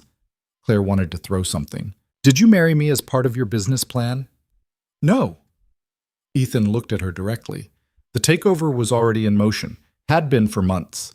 I'd been buying up smaller Whitmore holdings through shell companies, building leverage. Your mother didn't know it was me, or she didn't care because the amounts were too small to matter. Then why marry me? Because you asked. Because you looked desperate and scared, and I remembered what that felt like. He paused. And because I thought maybe it would complicate things enough with your mother that she'd make a mistake. There it was. The truth underneath the truth. You used me. I helped you, Ethan corrected. We helped each other. You got away from a forced marriage. I got… What? What did you get? Leverage, Ethan admitted. Your mother's been untouchable for 30 years because she controls her family completely. But her daughter marrying a competitor? That's chaos. That's vulnerability. That's something I could use. Claire's laugh was bitter. And you lecture me about being honest. I never said I was better than your mother, just richer. That's supposed to make me feel better? It's supposed to be the truth. Ethan ran a hand through his hair. Look, I'm not proud of using your situation, but I won't apologize for fighting back against someone who's spent years destroying anyone who threatens her empire. She's still my mother. I know. And I'm still her daughter, which means whatever you do to Whitmore Properties, you're doing to me too. Ethan was quiet. I hadn't thought about it that way. Of course you hadn't, because I'm not a person to you. I'm a tactical advantage. That's not fair. Isn't it? Claire's voice rose. You knew who I was from the start. You calculated the risks and benefits and decided I was worth more as a wife than a stranger. That's not kindness, Ethan. That's strategy. You're right. The admission surprised her. At first it was strategy, but then what? Then you moved into my apartment and you made Sophie laugh, and you tried so hard to fit into a life that was nothing like what you'd known. Ethan stepped closer. Then I watched you get cut off from everything you'd ever had, and you didn't complain once. You just learned how to make coffee in a machine that's older than you are, and how to walk Sophie to school, and how to live on a budget that wouldn't cover one of your old shopping trips. Don't romanticize it. I didn't have a choice. You had choices. You could have gone back to your mother, could have begged for forgiveness, could have divorced me and found some other way out. He was close enough now that Claire could see the exhaustion in his eyes. But you stayed, and somewhere in there, this stopped being strategy for me. I don't believe you. I know. I don't blame you. Ethan backed off, giving her space. But it's true anyway. Claire wanted to believe him. That was the pathetic part. Even knowing he'd lied about everything else, even understanding that she was just another asset in a corporate war, some stupid part of her wanted to believe that the quiet moments in the Logan Square apartment had meant something. Where's Sophie? She asked, changing the subject before she could do something foolish like cry. Still asleep? She had a rough night, kept asking why we were here instead of home. What did you tell her? That we're having an adventure. Ethan's smile was sad. She's 7. She bought it. She deserves better than lies. I know. So does… Claire stopped herself. So do you, Ethan finished. You're right. You deserve better than this. They stood in the expensive kitchen with its granite counters and high-end appliances, two people who'd promised to be married without ever promising to be honest, and Claire felt the full weight of what they'd done crashing down. I need to see my mother, Claire said. Ethan's expression shuddered. Why? Because she called those men. Because she's escalating. Because if I don't face her, this is never going to end. I can handle your mother. No, you can't. Not the way I can. But Claire pulled out her phone. She's my family. My mess. Let me deal with it. Claire, I'm not asking permission, Ethan. I'm telling you what I'm going to do. He looked like he wanted to argue, but something in her face must have stopped him. Fine. But I'm coming with you. That'll just make it worse. I don't care. You're not facing her alone. I've been facing her alone my entire life. Not anymore, Ethan said quietly. Not while you're my wife. Claire wanted to throw that word back at him, wanted to remind him that their marriage was fake and temporary and built on lies. But the way he said it, like it meant something, like she meant something, made her throat tight. Fine, she said, but you stay quiet and let me talk. Deal. Claire called her mother's office. Victoria's assistant answered on the first ring, which meant Victoria had been waiting. Tell her I want to meet, Claire said. Today. Her office. Noon. Miss Whitmore, your mother has meetings. Cancel them? She wants to talk to me? This is her chance. She hung up before the assistant could argue. Her phone rang 30 seconds later. Victoria's personal number. Claire answered. Noon, your office, yes or no? Bring your husband, Victoria said. I want to meet the man who thinks he can destroy what I've built. He's not. Noon, Claire, don't be late. The line went dead. Ethan was watching her with something that might have been respect or might have been concern. What did she say? She wants you there too. Of course she does. He checked his watch. We have 4 hours. I need to make some calls, prepare for whatever she's planning. She's planning to separate us, to offer you something you want more than me, Claire said it flatly, stating facts. That's what she does. She finds what people want and she uses it against them. What makes you think I want anything more than you?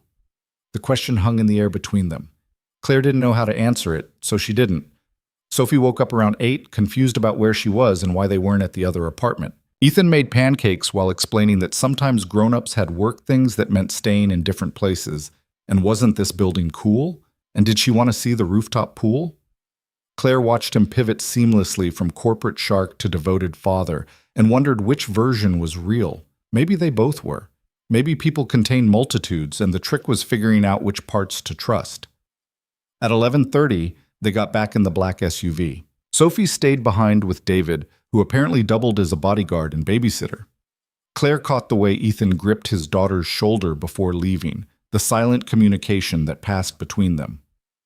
Be good for David, Ethan said. I'm always good, Sophie protested. True. He kissed the top of her head. We'll be back soon. The drive downtown was quiet. Claire watched the city pass and tried to prepare for seeing her mother again. Victoria Whitmore in her element behind her massive desk, wielding power like other people wielded weapons. The Whitmore Properties building looked exactly as Claire remembered, tall and imposing and designed to intimidate. She'd grown up in this building, spent summers as a teenager shadowing her mother's meetings, learning how to smile politely while adults made decisions that affected thousands of lives. Now she was walking back in as the enemy. Security recognized her immediately, but did a double take when they saw Ethan beside her. Word must have spread. Claire Whitmore and Ethan Cole, arriving together. The gossip would be everywhere by lunch. The elevator ride to the 42nd floor felt longer than it had 2 weeks ago when Claire had walked out of her mother's office and into the January cold. Ethan stood beside her, not touching, his expression neutral. He'd put on a suit for this meeting, dark gray, perfectly tailored, the kind of armor powerful men wore to battle. Victoria's assistant greeted them with professional courtesy that barely masked curiosity. She's expecting you. Go right in. The office hadn't changed. Same expensive furniture, same view of the city, same sense of walking into a space designed to remind you of your place in the hierarchy. Victoria sat behind her desk, reading something on her tablet, letting them wait. Claire knew the game. She sat down in one of the uncomfortable chairs without being invited. Ethan followed her lead. After a long moment, Victoria looked up. Claire, she said, you look terrible. Good to see you too, Mom. Victoria's gaze shifted to Ethan. Mr. Cole, thank you for joining us. Mrs. Whitmore. His voice was polite, distant, corporate. Let's skip the pleasantries. Victoria set down her tablet with deliberate care. I know why you married my daughter. I know about Cole Properties' hostile takeover attempt. I know about the shell companies, the property acquisitions, the leverage you've been building. Then you know I've been playing by the same rules you taught the industry, Ethan said calmly. The difference is I win. Victoria smiled. You're good, Mr. Cole. I'll give you that. But you're not good enough to beat me. We'll see. No, we won't. Because I'm going to make you an offer and you're going to take it. Claire's stomach dropped. Mom, don't. Quiet, Claire. The adults are talking. Victoria didn't look at her daughter. Here's my offer, Mr. Cole. You drop the takeover attempt. You sell me back the properties you've acquired at twice what you paid for them. And in exchange, I give you something you actually want. What's that? Ethan asked.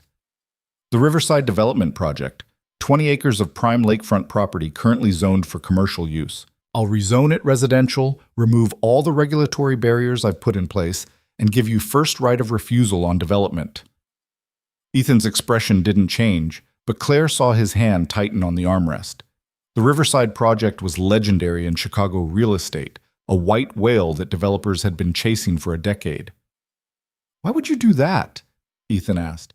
Because it costs me nothing compared to what you're trying to take, and because it gets you out of my hair. Victoria leaned forward.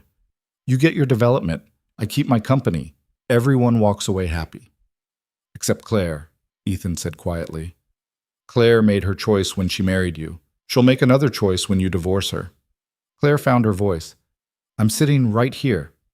I know, darling, but this conversation is between people who understand how business works. Victoria's tone was almost pitying. You wanted to play in the adult world. This is what it looks like. This is what you look like, Claire shot back, trading away your daughter like she's a piece of property. You traded yourself when you married a competitor to spite me. I'm just negotiating the terms of your return. Victoria pulled out a folder, slid it across the desk. Here's the settlement agreement. Annulment based on fraudulent pretenses. You'll get a small stipend, enough to live comfortably if you're smart about it. And you'll sign an NDA agreeing never to discuss the circumstances of the marriage or anything you learned about Cole Properties. Claire stared at the folder. You think I'll just sign this? I think you'll do what's practical. You've had your rebellion. It's over. Time to come home. This isn't home. It never was. Then where is home, Claire? That sad little apartment in Logan Square? You think Ethan's going to keep you around once he gets what he wants? Victoria's voice was sharp now, cutting. You're a means to an end. He's already told you as much. Claire looked at Ethan. His face was unreadable. The offer expires in 24 hours, Victoria said.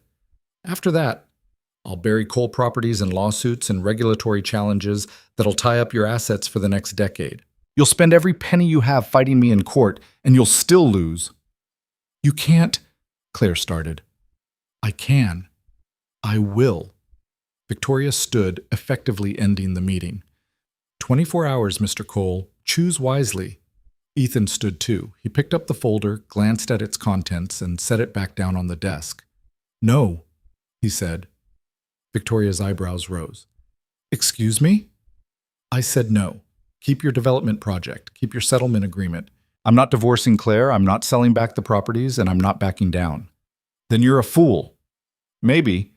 But I'm a fool who keeps his promises. Ethan turned to Claire. You ready to go? Claire's heart was hammering. Yes. They walked toward the door together. Victoria's voice stopped them.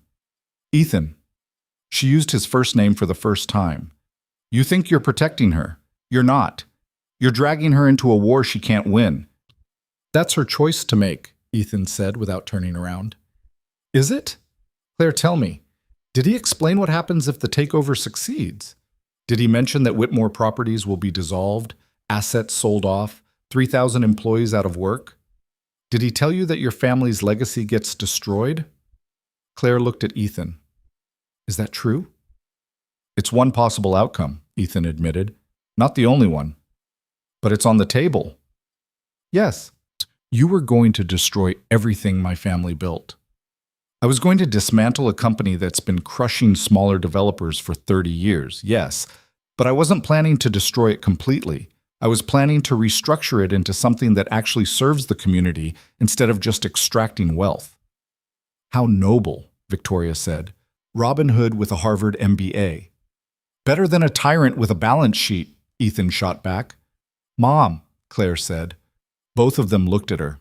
If you really cared about the family legacy, you wouldn't be threatening to cut me off. You wouldn't have tried to force me into a marriage I didn't want. You wouldn't treat your own daughter like a liability. I'm trying to protect you from making a catastrophic mistake. No, you're trying to control me, like you've always controlled me. Claire's voice steadied. and I'm done letting you. You'll regret this. Maybe, but at least it'll be my regret, not yours. Victoria's expression went cold in a way Claire recognized from childhood, the look that meant someone had pushed too far and was about to learn a painful lesson. Get out of my building, Victoria said quietly, both of you. They left. The elevator ride down was silent. Claire could feel Ethan watching her, but she kept her eyes on the floor numbers descending, counting down from 42 like a launch sequence. On the street, Chicago wind cut through her coat. The black SUV was waiting. Claire, Ethan said. Not yet. I can't. Just not yet. They got in the car. The driver pulled away from the curb without being told where to go, which meant Ethan had already given instructions. Claire watched the Whitmore Properties building shrink in the side mirror until it was just another tall shape against the sky. Where are we going? She asked. Home. Which one? Whichever one you want. Claire closed her eyes. I don't know what I want anymore. That's okay. You don't have to know right now. But that was the problem. Claire had spent 30 years not knowing what she wanted because no one had ever asked her. And now she had two men offering her two different versions of freedom. Her mother's version, which came with money and security and the cost of her soul, and Ethan's version, which came with uncertainty and risk and the possibility of being used all over again. The SUV pulled up to the downtown tower. Ethan's building, Ethan's home. Ethan's world that he'd hidden from her while she thought they were building something real. I need to check on Sophie, Ethan said. Make sure she's okay. You want to come up? Claire shook her head. I need some air. I'll walk for a bit. Claire, it's not safe. I don't care. She opened the door before he could stop her. I just need to think. She walked without direction, letting the city swallow her. People pushed past on sidewalks slick with melting snow. Everyone moving with purpose while Claire just existed in the spaces between destinations. Her phone rang. Unknown number. She almost didn't answer, but something made her. Hello? Miss Whitmore. A woman's voice, professional. My name is Sarah Chen. I'm calling on behalf of the Alliance for Fair Housing. I don't know what that is. We're a nonprofit that works to protect low-income residents from predatory development practices. I'm calling because we've been researching Cole properties and we found something you should know about. Claire's stomach tightened. What? Mr. Cole has been quietly funding legal defense for families facing eviction from Whitmore Properties buildings. For the past 2 years, every time your mother's company has tried to displace residents for luxury redevelopment, Cole Properties has paid for their lawyers. He's kept hundreds of families in their homes.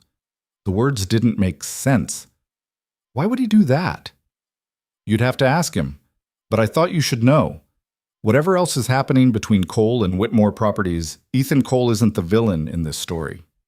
A pause. I'm calling because we heard about your marriage, and we wanted you to know what kind of man you married. How do you know he didn't tell you to call me? To make himself look good? Because he specifically told us never to contact you. He said you had enough to deal with without being dragged into the housing advocacy work. Sarah's voice softened. But I thought you deserved to know the truth. Make of it what you will. She hung up. Claire stood on a street corner in downtown Chicago while the afternoon faded into evening and tried to reconcile the man who'd lied to her with the man who'd spent 2 years protecting strangers from her mother's company. Her phone rang again. This time it was Ethan. Where are you? He asked. I sent David to find you, but you're not. I'm fine. I'm coming back. Claire, tell me about the families, the ones you've been protecting from my mother's evictions. Silence. Then, who told you about that? Does it matter? I didn't do it for credit. I know, that's what I'm trying to figure out. Claire started walking back toward his building. Who are you, Ethan? Really? I don't know anymore, he admitted. I used to think I did. Built this empire, told myself it was different from what your mother does because I had better intentions. But intentions don't keep people in their homes. Money does. Power does. So you used your money and power to fight her. I used it to protect people who couldn't protect themselves. There's a difference. Is there? You're still playing the same game. Maybe, but at least I'm trying to change the rules. Claire reached his building, rode the elevator up to the penthouse where Sophie was watching a movie, and David was pretending not to eavesdrop on whatever drama the adults were creating. Ethan was standing by the windows, looking out at the city. He turned when she came in. "I don't know if I can trust you," Claire said. "You've lied about too much." "I know. But I don't know if I can trust my mother either. She's been manipulating me my whole life." "I know that too. So where does that leave me?" Ethan crossed the room, stopped a careful distance away. "It leaves you with a choice. The same choice you've always had, even if no one let you see it before." "What choice is that?" "Who you want to be, not who your mother wants, not who I want. Just you." He met her eyes. "You can go back to Whitmore Properties, sign the settlement, take the money, live the life you were raised for. Or you can stay married to me and help me figure out how to dismantle your mother's empire without destroying the people who work there. Or you can divorce both of us and start completely over somewhere new. Those are all terrible options. I know, but they're yours." But in that Claire looked at him.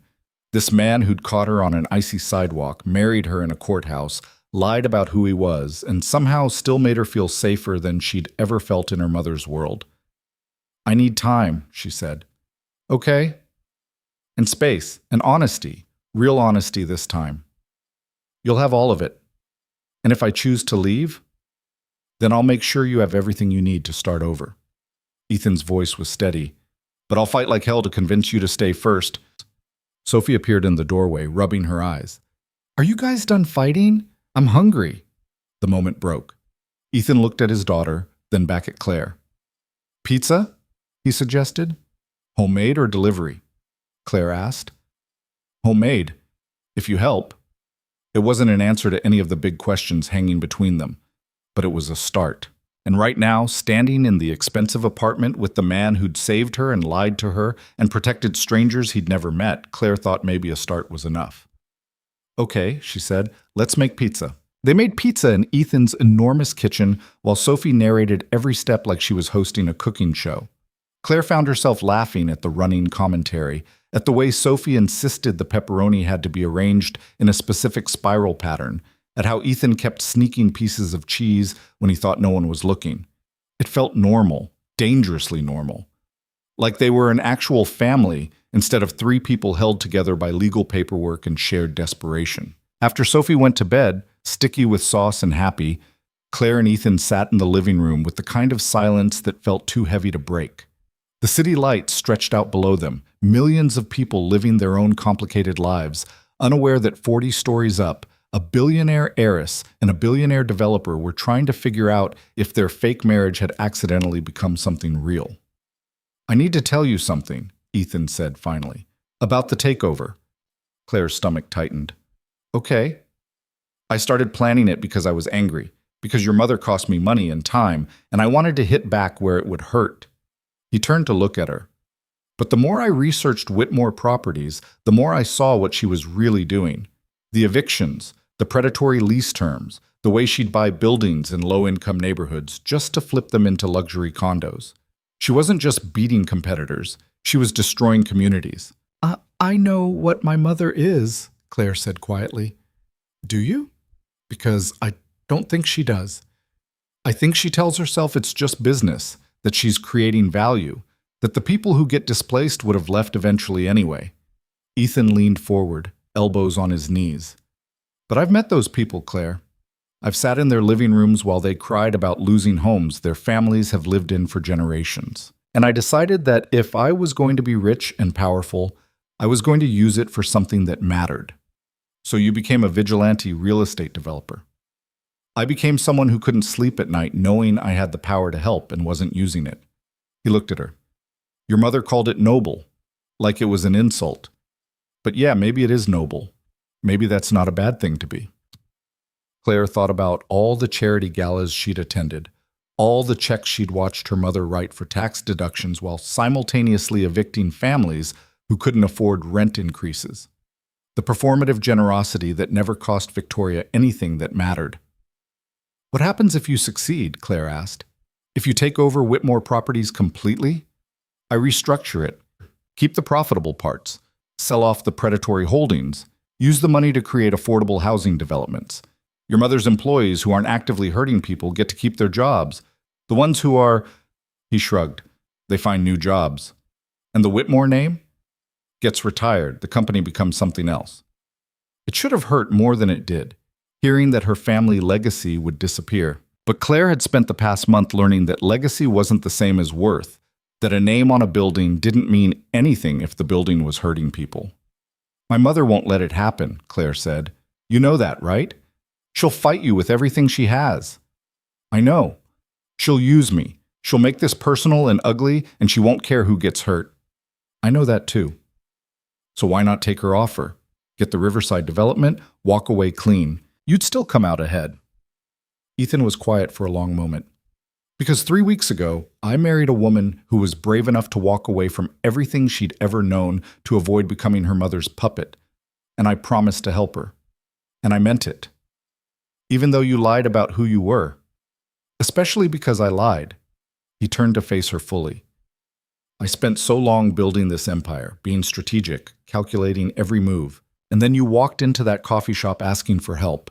And I remembered what it felt like to do something just because it was right, not because it was profitable. I don't want to lose that. I don't want to lose you. Claire's throat went tight. You can't lose something you never really had. Can't I? Ethan reached out slowly, giving her time to pull away. When she didn't, his hand covered hers. This started as a transaction. I won't pretend it didn't. But somewhere between courthouse signatures and teaching you how to make coffee in a machine that should be in a museum, it became something else for me. What did it become? I don't know. I just know that when those men grabbed you on the street, I felt something I haven't felt in years. Real fear. Not business fear, not strategic fear. The kind of fear you feel when someone you care about is in danger. You care about me. Yes? Simple, direct. I care about you. Claire looked at their joined hands. His were calloused despite the expensive suits, rough from actual work.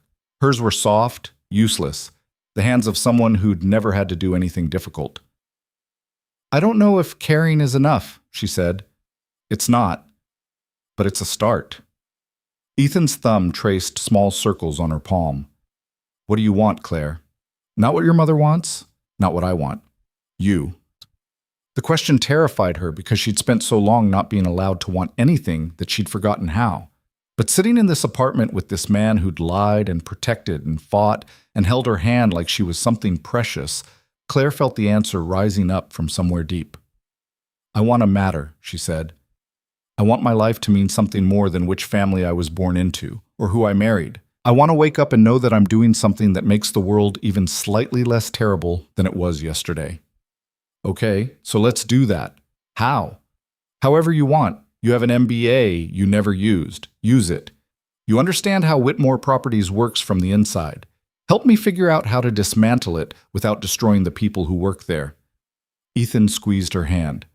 Or do something completely different. Start your own company. Work for a nonprofit.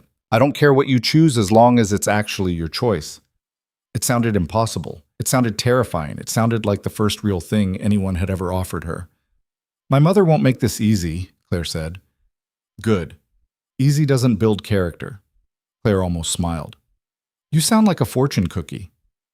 I sound like someone who's been fighting your mother for 3 years and learned that she only wins when people give up. He stood, pulling her up with him. So we don't give up. The next morning, Claire woke in the guest room to sunlight streaming through windows that faced east. She'd slept better than she had in weeks. No dreams of drowning or falling or being trapped in rooms with no doors. She found Ethan in his office, surrounded by screens and documents, looking like he hadn't slept at all. He glanced up when she entered. Morning, he said. His voice was rough, tired. Have you been up all night? Mostly. Your mother made her move around 3 a.m. Claire's stomach dropped. What kind of move? Ethan turned one of his monitors so she could see. News articles, fresh, all posted within the last few hours. Headlines about Ethan Cole's marriage to Claire Whitmore, speculation about corporate espionage, suggestions of fraud and manipulation, photos of them leaving the courthouse, leaving Victoria's office, carefully edited to make everything look as suspicious as possible. She's destroying your reputation, Claire said. Our reputation. You're in these articles too. Ethan scrolled through more coverage.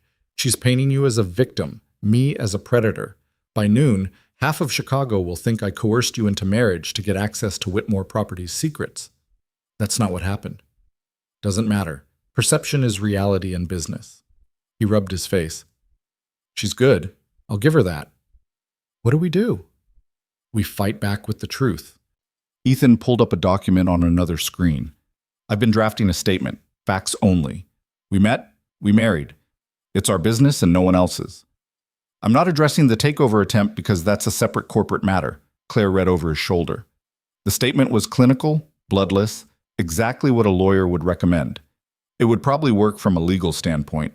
It would also make their marriage sound exactly as fake as it had started out being. Don't release that, Claire said. Why not? Because it's not the truth. Not the whole truth. She grabbed the chair next to him. Can I try something? Ethan looked skeptical but moved aside. Go ahead.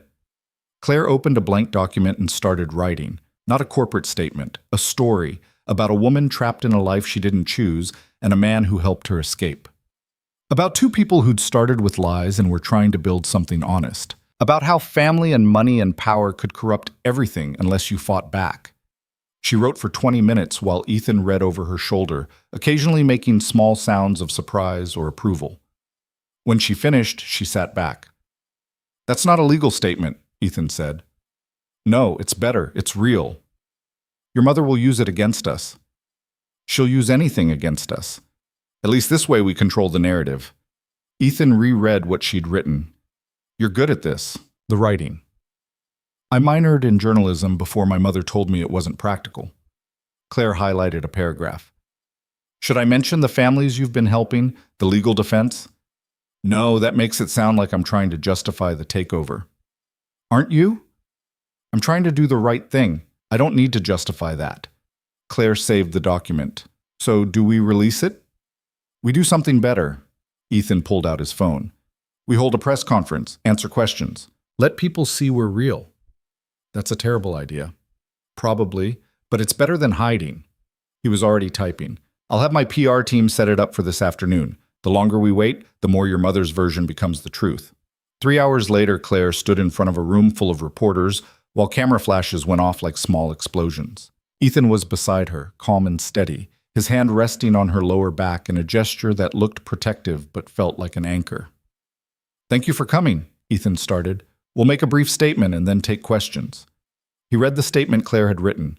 In his voice, it sounded different, less like a confession and more like a declaration.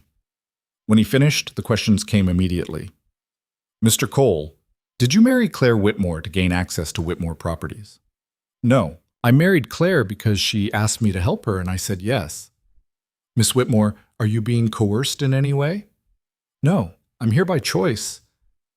Is it true Cole Properties is attempting a hostile takeover? That's a separate business matter, Ethan said. My marriage to Claire has nothing to do with corporate strategy. Then why did you hide your identity from her? That one hit harder. Ethan glanced at Claire. She nodded slightly. Because I wanted her to know me as a person first, not as a competitor to her mother, Ethan said. It was wrong. I should have been honest from the start. Miss Whitmore, how do you feel about that? Claire leaned toward the microphone. I feel like everyone in this room has probably lied to someone they cared about at some point. The difference is whether you own it and do better. Ethan's owning it. More questions, more cameras, more strangers dissecting their lives for entertainment and clicks. But Claire found herself settling into it, finding her voice, realizing that she could tell her own story instead of letting her mother tell it for her. Then a reporter in the back raised her hand. Miss Whitmore, your mother released a statement an hour ago saying you've been cut off from the family trust and that you're welcome to return when you come to your senses. What's your response? Claire felt Ethan tense beside her. This was the trap, the moment where she could either back down or commit completely. My response is that my mother has been trying to control my life since I was born, Claire said. The room went quiet. She chose my schools, my friends, my career path, and tried to choose my husband. I spent 30 years being a good daughter and a good asset, and I'm done.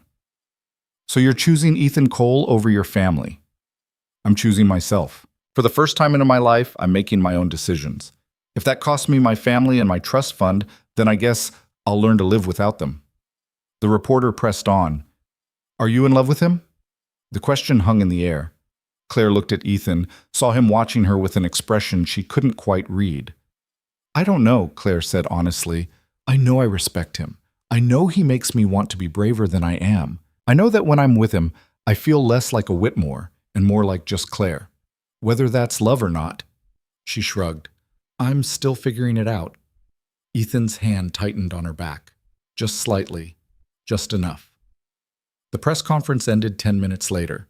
They escaped to the SUV while reporters shouted questions at their retreating backs. Inside, the privacy glass went up, and they were alone. That was either very smart or very stupid, Ethan said. Probably both. Claire was shaking, adrenaline wearing off. Did I just make everything worse? I don't know. Check your phone. Claire pulled it out. 17 messages from unknown numbers, all supportive. Social media was blowing up, some people calling her brave, others calling her stupid, everyone having opinions about strangers they'd never met. And one text from her mother. You'll regret this. Claire showed it to Ethan. He read it and deleted it without comment.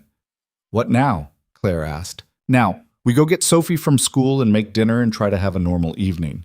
Tomorrow we figure out how to survive your mother's next move. But Victoria's next move came that night. Claire was helping Sophie with homework when David appeared in the doorway, his expression grim. Mr. Cole, you need to see this. They followed him to Ethan's office where a news broadcast played on the screen.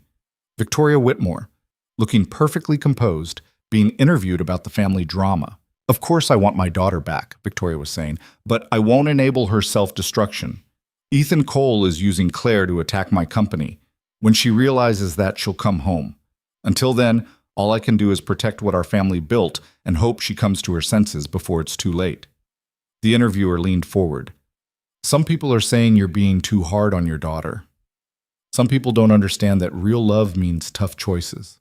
I would rather have Claire hate me and be safe than love me and be destroyed by a man who sees her as a business opportunity. Victoria's eyes were sad, perfectly calculated. I'm her mother. I'll always be here when she needs me. Claire felt sick. Her mother had just positioned herself as the reasonable one, the concerned parent, while making Ethan look like a manipulator and Claire look like a fool. She's good, Ethan said quietly. She's a liar. She's a strategist. There's a difference. He turned off the screen. This is going to get worse before it gets better. How much worse? Your mother just made this personal on national television. By tomorrow, every business associate I have will be questioning whether I can be trusted. Every deal Cole Properties has in the works will be under scrutiny. She's not just attacking me, she's attacking my company's reputation. So we're losing. We're in a fight. That's not the same thing. Ethan pulled up another screen, this one showing financial data Claire didn't fully understand. Your mother thinks she has all the leverage, but she's forgetting something. What? I don't actually need Whitmore Properties. The takeover was about principle, not profit. If I walk away tomorrow, Cole Properties is fine. But if she keeps pushing, if she keeps making this about hurting you to hurt me, then I'll stop playing nice. What does that mean? Ethan's smile was cold. It means I have information about Whitmore Properties that your mother really doesn't want public. Building code violations, bribery allegations, evidence of illegal evictions. I've been saving it for when it mattered most. That's blackmail. That's leverage. Your mother taught me that everything is leverage. Claire looked at the man she'd married, seeing both the person who'd caught her on an icy sidewalk and the billionaire who'd built an empire. They were the same person. She was starting to understand that. Don't do it, Claire said. Ethan blinked. What? Don't use the information, don't fight dirty just because she is. Claire, she's destroying your reputation, our reputation. I know, but if you become her, if you use the same tactics she does, then what's the point? You said you wanted to change the rules, so change them. How? Claire thought about it. About all the years she'd watched her mother win by being ruthless, by caring about victory more than decency, about how empty those victories had looked from the inside. We build something better, Claire said. We show people that there's another way. That sounds naive. Maybe, but naive isn't the same as wrong. She moved closer to him. You said you've been helping families fight evictions for 2 years. How many? About 400 families. 400. And my mother doesn't know? She knows someone's funding the legal defense. She doesn't know it's me. Then let's tell everyone. Let's hold another press conference and bring some of those families. Let them tell their stories. Let people see what Whitmore Properties actually does versus what Cole Properties does. No threats, no blackmail, just truth. Ethan stared at her. That's actually smart. I have an MBA I never used, remember? I'm not completely useless. You're not useless at all. He pulled her closer, his hand settling on her waist. You're kind of brilliant, actually. Don't sound so surprised. I'm not surprised. I'm impressed. There's a difference. They were close enough that Claire could see the flecks of gold in his eyes, could feel his breath on her face, close enough that kissing him would be easy, natural, the next logical step. Claire, Ethan said softly, I need to tell you something. Okay. That reporter asked if you loved me, and you said you didn't know. I said I was figuring it out. Right, well, he took a breath. I know. I figured it out. Claire's heart started hammering. And I'm in love with you, completely. Probably have been since you fell asleep on my couch reading to Sophie, and I realized I wanted you to stay forever, not just for a few months. The words hit like falling, like being caught, like every metaphor Claire had ever read about love and dismissed as exaggeration. Oh, she said, that's not the response I was hoping for. I don't know what to say. The truth is usually good. Claire looked at him, really looked, at this man who'd lied and protected her and was now standing in his office being vulnerable in a way that probably terrified him. I think I love you too, she said. I'm not sure because I've never felt this before, but when I think about leaving, about going back to my mother, or starting over somewhere else, I feel like I'm losing something essential, like I'm walking away from the one thing that actually matters. That might be love, or it might be fear of being alone. Can it be both? Claire almost laughed. I guess it can. Ethan kissed her. It was soft and careful, and nothing like the strategic calculation that had started their marriage. It was real, complicated and messy and real. When they pulled apart, Sophie was standing in the doorway making a face. Gross, she announced. Dad, you said no kissing while I was around. I said no kissing in front of you, Ethan corrected. You're supposed to be doing homework. I finished. Can Claire help me with my project? What project? We have to draw our family. Sophie held up a piece of paper. I want to put Claire in it, but I don't know if she's staying. The question was for both of them. Ethan looked at Claire. Claire looked at this little girl who'd accepted her without question, who'd shared her father and her home and her pepperoni pizza spiral patterns. I'm staying, Claire said, if that's okay with you. Sophie's smile could have lit the city. It's okay. Come on, I need help with the drawing. Dad can't draw people. They always look like aliens. Claire spent the next hour helping Sophie draw their family. 3 stick figures holding hands in front of a building that was either the apartment or the penthouse. Sophie couldn't decide. It didn't matter. What mattered was that Claire was in the picture. The press conference happened 2 days later. Ethan's team had worked fast, finding 5 families willing to speak publicly about how Cole Properties had helped them fight evictions from Whitmore buildings. They were teachers and nurses and working parents, regular people who'd been caught in the machinery of corporate greed and survived because someone had cared enough to help. Claire stood backstage listening to them tell their stories and understood for the first time what it meant to use wealth for something that mattered.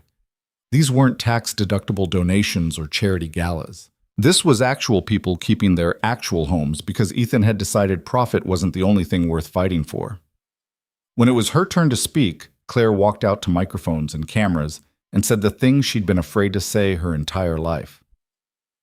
My mother built an empire by convincing herself that business and morality are separate things, that you can displace families and raise rents and destroy communities as long as you're following the law and making money. I believed her for 30 years.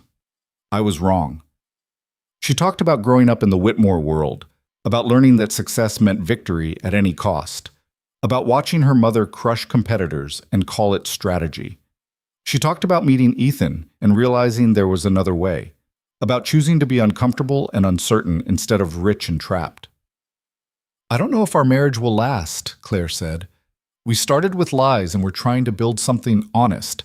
That's hard, but it's worth it, because I'd rather fail at being authentic than succeed at being my mother." The press conference ended with reporters shouting questions Claire didn't answer. She and Ethan left together, hand in hand, while cameras captured the image that would be in every paper and website by morning. Victoria called that night. Claire almost didn't answer, but Ethan nodded. "Hello, Mother," Claire said, putting it on speaker. "That was quite a performance," Victoria said. Her voice was controlled, but Claire could hear the fury underneath. "Calling me out on national television, turning my own daughter into my enemy." "I'm not your enemy. I'm just not your puppet anymore." "Is that what you think you were? A puppet? What else would you call it? You chose my school, my career, my husband. I didn't get a say in any of it. I gave you every opportunity. I built a legacy you could have inherited. I protected you from having to struggle." Victoria's voice cracked slightly. "And you threw it away for a man who's using you to destroy me. He's not using me. He's letting me choose. Choice is a luxury people with money pretend matters. Real power is knowing what you want and taking it. That's not power, Mom. That's just being cruel and calling it strength." Silence. Then Victoria said quietly, "When this falls apart," and it will fall apart, Claire, because men like Ethan Cole always show their true colors eventually. "Don't come back to me. Don't call me crying about how you should have listened. I'm done being your safety net." "Good. I don't want a safety net. I want to learn how to fly on my own." "You'll crash." "Maybe. But at least I'll have tried." Victoria hung up. Claire set down her phone and realized her hands were steady. No shaking, no panic. Just a strange calm that came from finally saying the things she'd been afraid to say. "That went better than I expected," Ethan said. "She'll retaliate." "I know, but we'll handle it." They did handle it. Over the next month, Victoria launched a dozen attacks. Legal challenges, negative press, attempts to poach Cole Properties clients and employees. Each one was brutal and calculated and designed to make Ethan and Claire's life as difficult as possible. But each one also backfired slightly, because the narrative had shifted. Victoria Whitmore wasn't the powerful businesswoman protecting her legacy anymore. She was the controlling mother who'd cut off her own daughter for choosing independence. The public loved an underdog, and Claire had become one. Cole Properties' takeover attempt stalled, but didn't collapse. Ethan restructured his approach, focusing on acquiring Whitmore's most predatory holdings and converting them into affordable housing. It wasn't the complete victory he'd originally planned, but it was something real, something that mattered. And Claire found her own path. She started working with the Alliance for Fair Housing, using her insider knowledge of Whitmore Properties to help them fight evictions and predatory practices. It didn't pay well, barely paid at all, actually, but it felt right in a way that charity galas never had. 3 months after the courthouse wedding, Claire woke up in Ethan's bed in the downtown penthouse and realized she was happy. Not perfectly happy, not without complications or doubts, but genuinely content in a way she'd never experienced in her mother's world. Sophie came running in at 7:30, jumping on the bed with the energy of a child who'd recently decided that having Claire around was the best thing that had ever happened. "Dad, Claire, wake up! It's Saturday! We're making pancakes!" Ethan groaned and pulled a pillow over his head. 5 more minutes, Bean." "No, now! I already got the ingredients out." Claire laughed and sat up. "Come on, Dad. The lady wants pancakes." They made breakfast together. The 3 of them crowded in the kitchen, flour ending up everywhere, and Sophie talking a mile a minute about a school project. Normal. Ordinary. Nothing like the life Claire had imagined for herself. Everything like the life she'd been searching for without knowing it. Later, while Sophie was at a friend's birthday party and Ethan was on a conference call, Claire found herself looking through photos on her phone. Pictures from the past few months, her and Ethan and Sophie at a park, making faces at the camera. The 3 of them on the couch, watching a movie. A selfie Sophie had taken of all of them making pizza, everyone laughing at something Claire couldn't remember. A family. Not perfect, not traditional, but real. Her phone rang. Unknown number. Claire answered cautiously. "Miss Whitmore?" A woman's voice, vaguely familiar. This is Sarah Chen from the Alliance for Fair Housing. I wanted to give you a heads up before it goes public. About what? Whitmore Properties just announced they're restructuring their rental division. They're rolling back recent rent increases in low-income buildings and creating a fund to help displaced families relocate. It's not everything we wanted, but it's significant. Claire's breath caught. Why would they do that? Because the negative press was hurting their corporate image. Because their board pressured them. Because sometimes even people like Victoria Whitmore have to bend when enough people push back. Sarah paused. You helped make this happen. Your press conference, your advocacy work, it all contributed. After they hung up, Claire sat with the information. Her mother had backed down. Not completely, not on everything, but enough to matter. Enough to mean that real families would get real help. It wasn't the total victory Ethan had wanted. It wasn't the destruction of Whitmore Properties or the end of Victoria's empire, but it was change. Messy, imperfect, incremental change. Maybe that was enough. When Ethan finished his call, Claire told him the news. He listened quietly, then pulled her into a hug that felt like relief and pride, and something softer she couldn't name. You did that? He said into her hair. You changed your mother's company. We did it, all of us. Still, you're the one who had the courage to walk away first. Claire pulled back to look at him. I had help.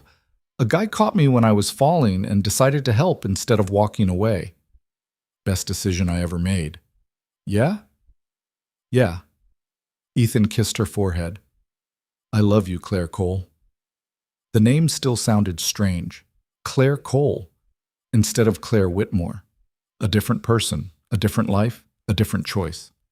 I love you too, Claire said, and meant it completely. That evening, after Sophie was asleep and the city lights glittered below them, Claire and Ethan sat on the couch in comfortable silence.